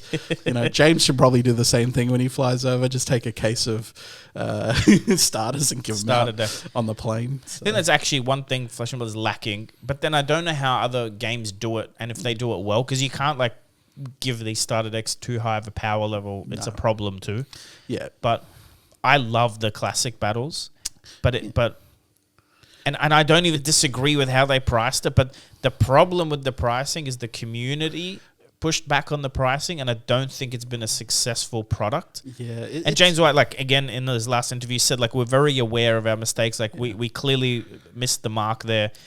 It's hard to get started. Actual decks, like when you sleeve them and play, phenomenal. I think the experience is phenomenal. It is, and it's a nice looking product. I like the way that box sits foil on the shelf. Box. Yeah, I think it looks good. But clearly, new players aren't buying it. That's what I'm trying to say. Like that, where you want it to be selling hasn't been Yep. So I'm just gonna. My view on these things is that look, the game is probably complicated enough that you're not really gonna learn it from the box anyway. Like, let's be honest, Yes. right? Your friends are gonna be the ones that probably teach you the game. Look, if the starter instructions do it for you, great. But to be honest, I tried to learn off YouTube videos, and I couldn't. I needed someone to show me. yeah. So. And once again, I'm stealing this from a deck that somebody pitched me with since a while ago. But you want the starter experience to be like LeBron James in a house party on the top of a building, playing like a nightclub environment for your first experience. You just want to have fun, right? Like you want to see dragons, things blowing You up. want things to happen. Things killing each other. Like you just want that explosion as your first experience. Because to be dead honest, when we all first played, none of us got it right anyway, right? So the idea is you just want that first experience and that starter experience to be super fun. So if you're not doing powerful So what you're things- saying is I need to build a fully blinged out Prism and a fully blinged out Dromai with all the flashy gold foil auras. Well, it doesn't have to be actually, flashy. but You a just new player would probably find that way. Oh, you got the big dragon out versus the mechanic. I think what I'm hearing here is it's not the cards per se. It's having two decks that are going to set up to have those epic interactions. Correct. But also finding the right person to run a new player, because that's make or 100%, break. yeah. You know what company I don't know if they still do it, but back in the day, especially when I was a kid, they nailed it. Is Games Workshop. Yeah. God, their intro games when I was a kid, how animated the staff got. Yep. I used to think I was transported onto the bloody battlefield. I will They- say. so good. Games Workshop have gotten it down. Like they I still go into their stores and I still watch their staff, and they're really well trained, and they get the intro thing down the best, and for a good reason. You know why? Because when you're going against a PlayStation or an Xbox at $500 and you're a parent and you walk in there and you look at the price of these Yes. toy soldiers, right? And you got to tell them, they got to put it together, they got to paint it, and your kids' It's like uphill. attention span is like 15 seconds. They're just like, oh, this is awesome, and in 15 seconds time they're going to be on TikTok or doing something else. To convince them is really hard, and these guys do a really phenomenal job. And it's not even the dice; it is the way they do it is like, it is, what's the pitch? It's usually like something along the lines of, they always go something like, you are the emperor's chosen, and you need to gun down the enemy of mankind, and you unleash a hail of bolter fire, and like, you don't have no idea what he's freaking talking, but it's awesome. And orc and goblins, wow! I loved it. Yep. And they would just hand you some dice, and then you would roll it, and then be like, bolter fire is cutting down, blah blah blah. It's all in the imagination of the game.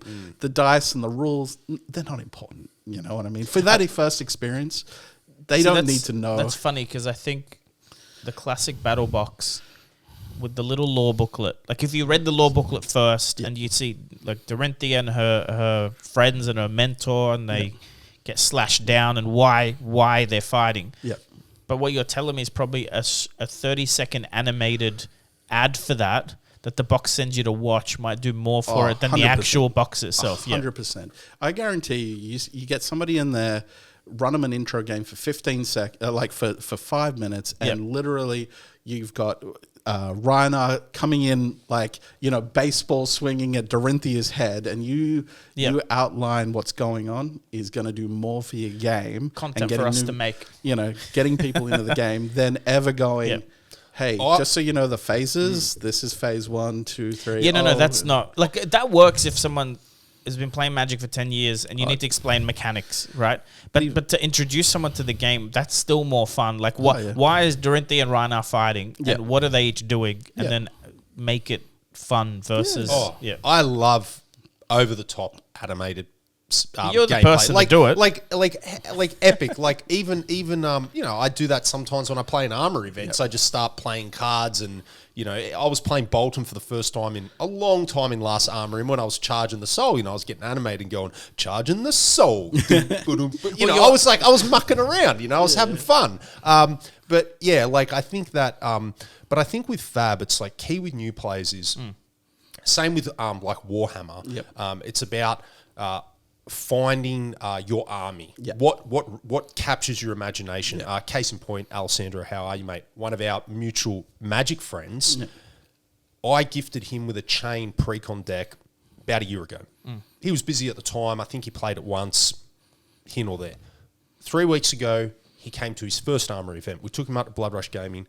He was given a Bride deck to play. He had fun. He had a fun night. And then a week ago, he came back again. We gave him a Rhinar deck. And something clicked. It captured his imagination. He was so hyped, so emotionally invested into that hero by the end of the night. He just couldn't stop talking about it. You saw the eyes lit up. Oh, of course. And it was just like, man, this is what it felt like when I was first playing Magic. It's because he really enjoyed hitting me in the face for 11. And then me did you play against him? Yeah. He's like, yes. I'm looking at my hand and he's like, 11, dominate. And I'm like, looking at my hand, I'm like, yeah, this is probably not good. But this is very bad. So I guess it's finding that. Let's put this out, because I think I'm not someone that waits for LSS. LSS should. I hate that statement in and of itself, because LSS are doing a lot. Oh, 100%. They've got 50 million. I'm pretty sure 90% of the workload at LSS is actually going from concept to execute. It's a new product every time. Yeah, yes, you got some basic building blocks, but you got to take 100 something pieces of art, 100 borders, 100 pieces of text, put them all together, test it, send it to printers, get proofs, they fuck it up, send it back, fix that. But that's all before they go, well, how do we animate? Should we animate a video and make people more pumped about the game? I think if you and I, and we have a connection to, I mean, we both can speak to James directly, but I think he doesn't need to be involved. I think if you go down the route of, we get every hero that's playable, assign them a Flesh and Blood YouTuber, or someone go, Man Sant should do Levia, and you go, rather than it being, let's harken back to the World of Warcraft ads. Remember when Mr. T was the orc? T-Hawk? I've never seen them. Oh, really? Okay, I will blow your mind. Okay, send me those. They were pop culture ads. They were not just World of Warcraft. This is love Mr. T. Mr. T. You know, Mr. T talking, and then it morphs into the orc with the mohawk in the game. Yeah. I don't think it's that hard. I'll fund it. You make a 2-minute video of hype. Which character do you want to play in Fab? Watch this video. Tall Timmy is a brute. Roll scabbies. Blah blah blah, and it's going from you. Bolton. Yeah, correct. Bolton. But it's going from you to the gameplay a little bit animated. When you say roll scabbies, it's showing you scab skin leathers, legendary, you roll, right? Have some epic, deep English voiceover when it's required. And you go down, why do I play Dory? But it's not the boring, I like the reactions, blah, blah, blah, blah. Yeah. It's like, I play Dory because I want to make my sword keep swinging till it hits for 10 and kills them, or whatever. Get someone to script it, someone to voice it, get some content creators, members of the community, girls playing the girls, boys playing the boy characters, get it to a point where it's here's an ad for the game. Yeah. Because the game does not have an ad. Let me tell you. There's no ad for the game. No. Not a good one. There's the let's learn to play thing on Flesh and Blood's website. It's very well animated and structured. It's boring. Yeah. Unless you want to play. Yeah. But how do you get someone, how do you get a 15-year-old who is starting to have a little bit of a disposable income to go, you know what, I'd love to play Rhino. 100%. I have it running in my head right now. It's I play Rhino and I love to smash people in the face. Exactly. Do you know what I mean? And then why don't we should do it? Just do it. By the way, people watching, if you want in, you can help. If you can animate, do voice editing, whatever, because it's that's a group project. It's a big project, but it's not too big that it can't be done. But I think if you had to professionally do the project, that's a $50,000 project. But the community could do it for free, just with. I just had another one dash, and then you do the pistol whip thing. Yeah, into the pocket. Come on, man. That'd be sick. But you can visualize. You can go, I can hype this game like Prism. It's not hard to do the sexy librarian. She's summoning. Why do people play Prism? None of her attacks are real. Yeah. She's this frail, pretty. I'm a nerd that's going to kick your ass. It could be done. It could be very cool. I play Oldham, you know, Yeah. no one's going to touch me. No, Well, Oldham Is is it? Keith. Because he's crusty and he's old and he's just Because I play whingy. slow. Yeah, he's I just play like- Oldham because I play slow. And he's just like I'm barely old man. carrying his shield up the stairs. I'm the ultimate guardian. I'm the crusty old man that complains in the corner. The reason I'm even saying this, I reckon if you made a pitch and you took it to LSS, they would really help with it. Like they would go, oh, what do you need? Art, like you probably get some unreleased art, or because there's a lot of card art for major art. There's like 3-4 variants of it that LSS have, and they picked the one on the card. But you can make a lot of the hype stuff, get some lore, like go into the story of the character. Definitely. And I think that's part of the side that's missing of the game. I think Wizards does, it's a little bit more advanced on it, but it's still, there's a lot more room to go. I mean, look, Dungeons and Dragons just dropped a trailer just recently for their new Oh, movie. yeah. We'd Chris all Pine love- in it? Yeah, we'd all love to see a Netflix series for... What was it, an owl bear? Yeah. Oh, that's so sick. But look, it's never going to be that big till it is. Yeah. But see, like fan art, community art, there's enough in the Fab community, enough talent to Yeah. get a very sick video happening. Very, very cool. And the building blocks are there. Like the game by nature, like its inherent That's design. it's still a character with their Yes, weapon. Like exactly. Dorinthia has Dawnblade, Rhina has Romping Club. Claws are not Rhina's weapons, it's Romping Club.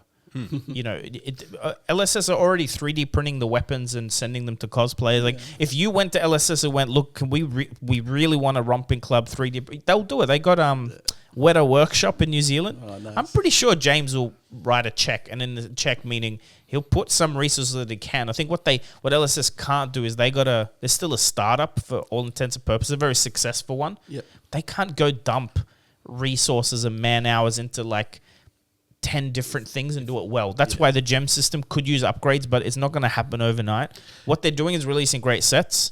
I think they're balancing the game quite well. Never perfect, but I don't think there's a way to do it perfectly anyway. And having that type of ad video could really be like a good catalyst to get some people interested, especially like I don't think Magic has it where I play blue or whatever it is. Like it's nowhere near as sexy as Prism. Do you know what I mean? Or Lexi, or it's not as fun as like, Rhina like rolls a dice. If he hits 1, he's got to give you the turn back. And when he rolls a 6, he just like goes Super Saiyan. And for a character that should hit you once really big, he hits you 3 times really big. Like even animated, like, you know, like Kano, like you just go, you know, I play Kano because my turn. Your turn's Kano's my just turn. sitting back while arrows are getting shot at him. He's just sitting back and then he's go poof and you're dead. It's like, your turn. Like you had my 20 turn. chances to kill me, now you're dead. It'd be sweet. There's so much scope. All you got to do is a little storyboard for each character, and you send that to the people that play that character, but not at a professional level, the most passionate. Like, you know who Levia's like main player is in the world. I know Dory is, what's his first name? Lau from the Card Guards. Like he's a professional Dory player. Get those people to tell you why they play that character. You mix it in with the lore. You mix it in with like what they like about the character. Stuff, yeah. Then you get an actual person, an animated actor type to like voice it and go. Again, like Rhina's like literally intimidating cards out of your hand, smacking your face with a club. Yeah. Like it's not, it's very hard not to make that sound cool. Exactly what Warhammer has going for it. Yeah. The art, the aesthetic, the different stories and lore. Like Warhammer lore is so freaking deep. Yep. Whether you like it or not, there's books and books and books and books and fan movies and Especially for the younger age groups. You know, as we get older, you know, humans' imaginations tend to become a little bit more closed, but the younger generation, your imagination really is very open, very susceptible. Brendan said to, it. We play games because we're kids, still big kids. Like what you're trying to do is transport out of reality and your bills and your mortgage and your job all and the- having to fly to Taiwan and all that crap. Yep. And go. I just want to play a game, and you escape for an hour or two, talk to your friends. But how do you get a player that isn't interested in Fab because of pricing and that pick a character? Like how do you actually go from and rather than explain, this is a mill deck and this is an aggro deck and like it's characters. They're very good characters. I think but I still think that, you know, 15 to 18-year-old market is a little untapped at the moment with Fab. I think it is a bit, that 15 to 18-year-old market is a bit untapped. And like you said, they're the ones that they get into it young, and that's your future. Yeah. You know? I'll actually let you know. I think that's actually one of the scary parts for trading card market, and it's actually sports card market too. I don't think those players are coming in. Well, I think the problem is the player base is aging. So the one thing is that and there's probably a couple of reasons, not just, but one of the things I'm noticing is that the average age when we first started playing versus the way it is now has changed dramatically, right? Yep. You walk into a game store, the average player age is like 22, 24, 25, maybe even a little older than that. And I'm starting to not see as many of those 15, 16, 12-year-olds. You know, like those kids, honestly. There's some fab examples. I think someone that was 11 won an RTN. Yeah. But they're very like... They're outliers. Outliers, yeah. But there's a lot of parents bring their kids and... Who was the kid at Parramatta who everybody in the group, he was a kid, he was like 10 or 11, and we used to all coach him, and he wanted to play Jund. And so the thing is like he was like the youngest person in our group. And the thing is now when you walk into a game store, the average age is probably 25, 26, But like my viewership, like which is all fab, is that exactly that. It's actually higher than 25. Like the average is... It says 25 to 35 and 35 to 55, whatever the age. It's all that, like very few under. And that's probably alarming because when you think about it, right, like, look, to be dead honest, it partly to do with our trading card games are probably not as simple. Well, no one's playing it at school and stuff, right? People have phones and stuff. Yeah, like there was a time where when you're at school, you've got a binder in your bag, right? Yeah. That doesn't exist anymore, I don't think. But I think we are making our games more complicated. And because they're more complicated, kids, the simplicity is not there anymore. So I think that can be a part of the issue. But I think other things too is, I don't think we're doing enough to bring in young people into a hobby store environment either. No. I think it's kind of like, when was the last time you invited your cousin or your but niece? to be honest too, if someone walked into a game store and it was us three playing Flesh and Blood, why would a 10-year-old kid walk up to us? Yeah, exactly. Yeah, no, like no, if we were 14, 10-year-old kid might sheepishly come up and watch. Yeah. I get people come and watch our games, but it's very rarely someone under 20. Like that's unlikely to happen. Our youngest player just turned 18. Yeah. But I think we probably, as a community, need to do more, even from a hobby, like, all the way from the manufacturer of card game companies, all the way to local game stores, probably need to do more to bring kids in.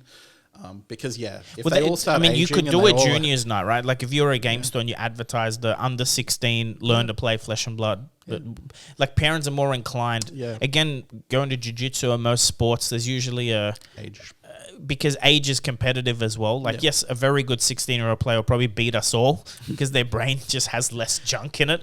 But if they're entering, they don't want to get beaten up in a card game by a 40-year-old either. Like, they're not. It's not that appealing. Throwing it out there to Mitch, that time he beat up a little kid in... Yeah, just so you're listening. Yep, I remember that. Fuck Mitch. Guys, well, it's 2 hours on the dot. Perfect. It went fast. Yeah. I mean, we could chat forever, but I've got some plans and it's travel time for me soon. Yes. I got to pack tomorrow off to New Zealand. Ooh, good luck. That's going to be fun. I think there's also an artist in New Zealand. What are you playing? The LSS artist. What's her name? That does all the borders. I have a signed card from her, Hale. Alan Hale gave me. But she doesn't sign outside New Zealand. She's never been outside of New Zealand as far as I know. Are you going to go to Hobbiton and stuff? No. I'm just Auckland. I've got James White Thursday, then Friday, Saturday, Sunday. This is a 128-player armory. So first of all, the premise for all this is a cancer charity. Yeah. Cool. $50 entry goes to cancer, then you pay for the entry. I think it's in another expo, like as a gaming thing that's happening at the Cloud in Auckland. But you can go in and cosplay as Frodo, go to Hobbiton, just Look, enjoy the... I'm going to play 128-player armory. Is that Blitz or CC? Blitz. What are you going to play? Probably Dory. Yep. But new Dory, because I don't want to keep chopping and changing decks. I'm sick of it. There's a Battle Hardened. CC or Blitz? CC. What are you playing? And there's a Skirmish. I'm playing Dory in CC.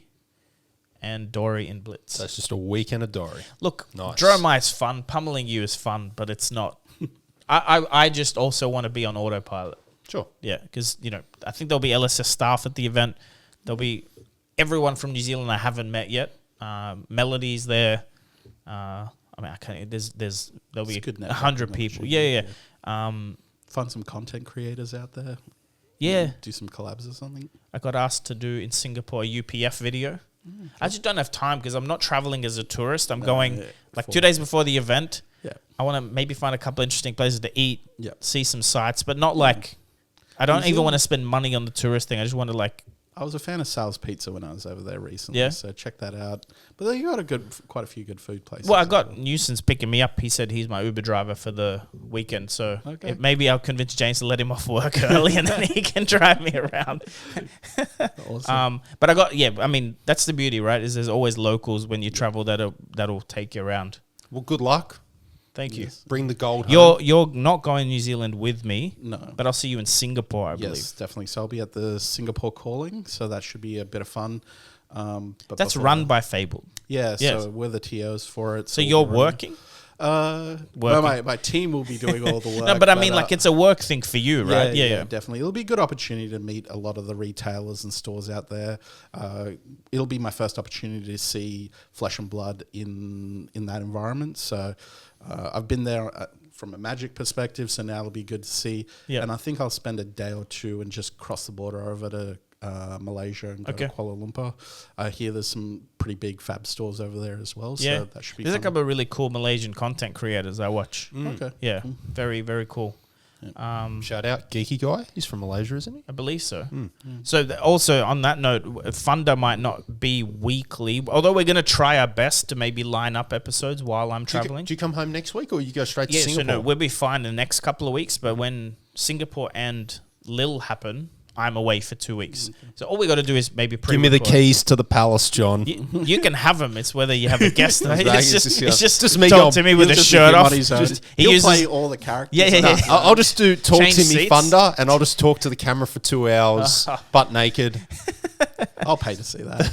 just drinking a I'm glass. still waiting for the OnlyFans. He said his car. I don't know where it is. Jeez. Do an OnlyFans. crack look, packs on let it. me That's tell you all. something. What, just like with 99% fab of the cards girls over my that do private parts? OnlyFans don't do nudity. Let me tell you, it's a thing, right? Where they go like, I'm on OnlyFans, but then you go on there and it's like them in a bikini. You know, it's not. You just do that. Just So bait tall Timmy everyone in a in. bikini. Yeah, mankini. Yeah. I'm sure. All right, guys. Well, fans- thanks for watching. Anything spicy? Any news? Any? Nothing too out of the ordinary. I'm sure that there'll be news that comes out shortly anyway about some events and stuff. So hopefully that all comes out very shortly. But I mean, And look, people come up and say hello to you at Singapore? yeah, definitely whenever. And, you know, it's really cool. Like, even since I started this job, people from the community have been, you know, come out and catch up and have a chat. So they're really open and, you know, been friendly. So that's been good. But, like, you know, one of the things I always tell Paul to do, and I'm going to do it for him, make sure you share, like, and subscribe if you enjoy this content. And wherever you get your podcast, make sure you give it 5 stars. So, you know, that, algorithm. The algorithm does its job and more people can enjoy this content.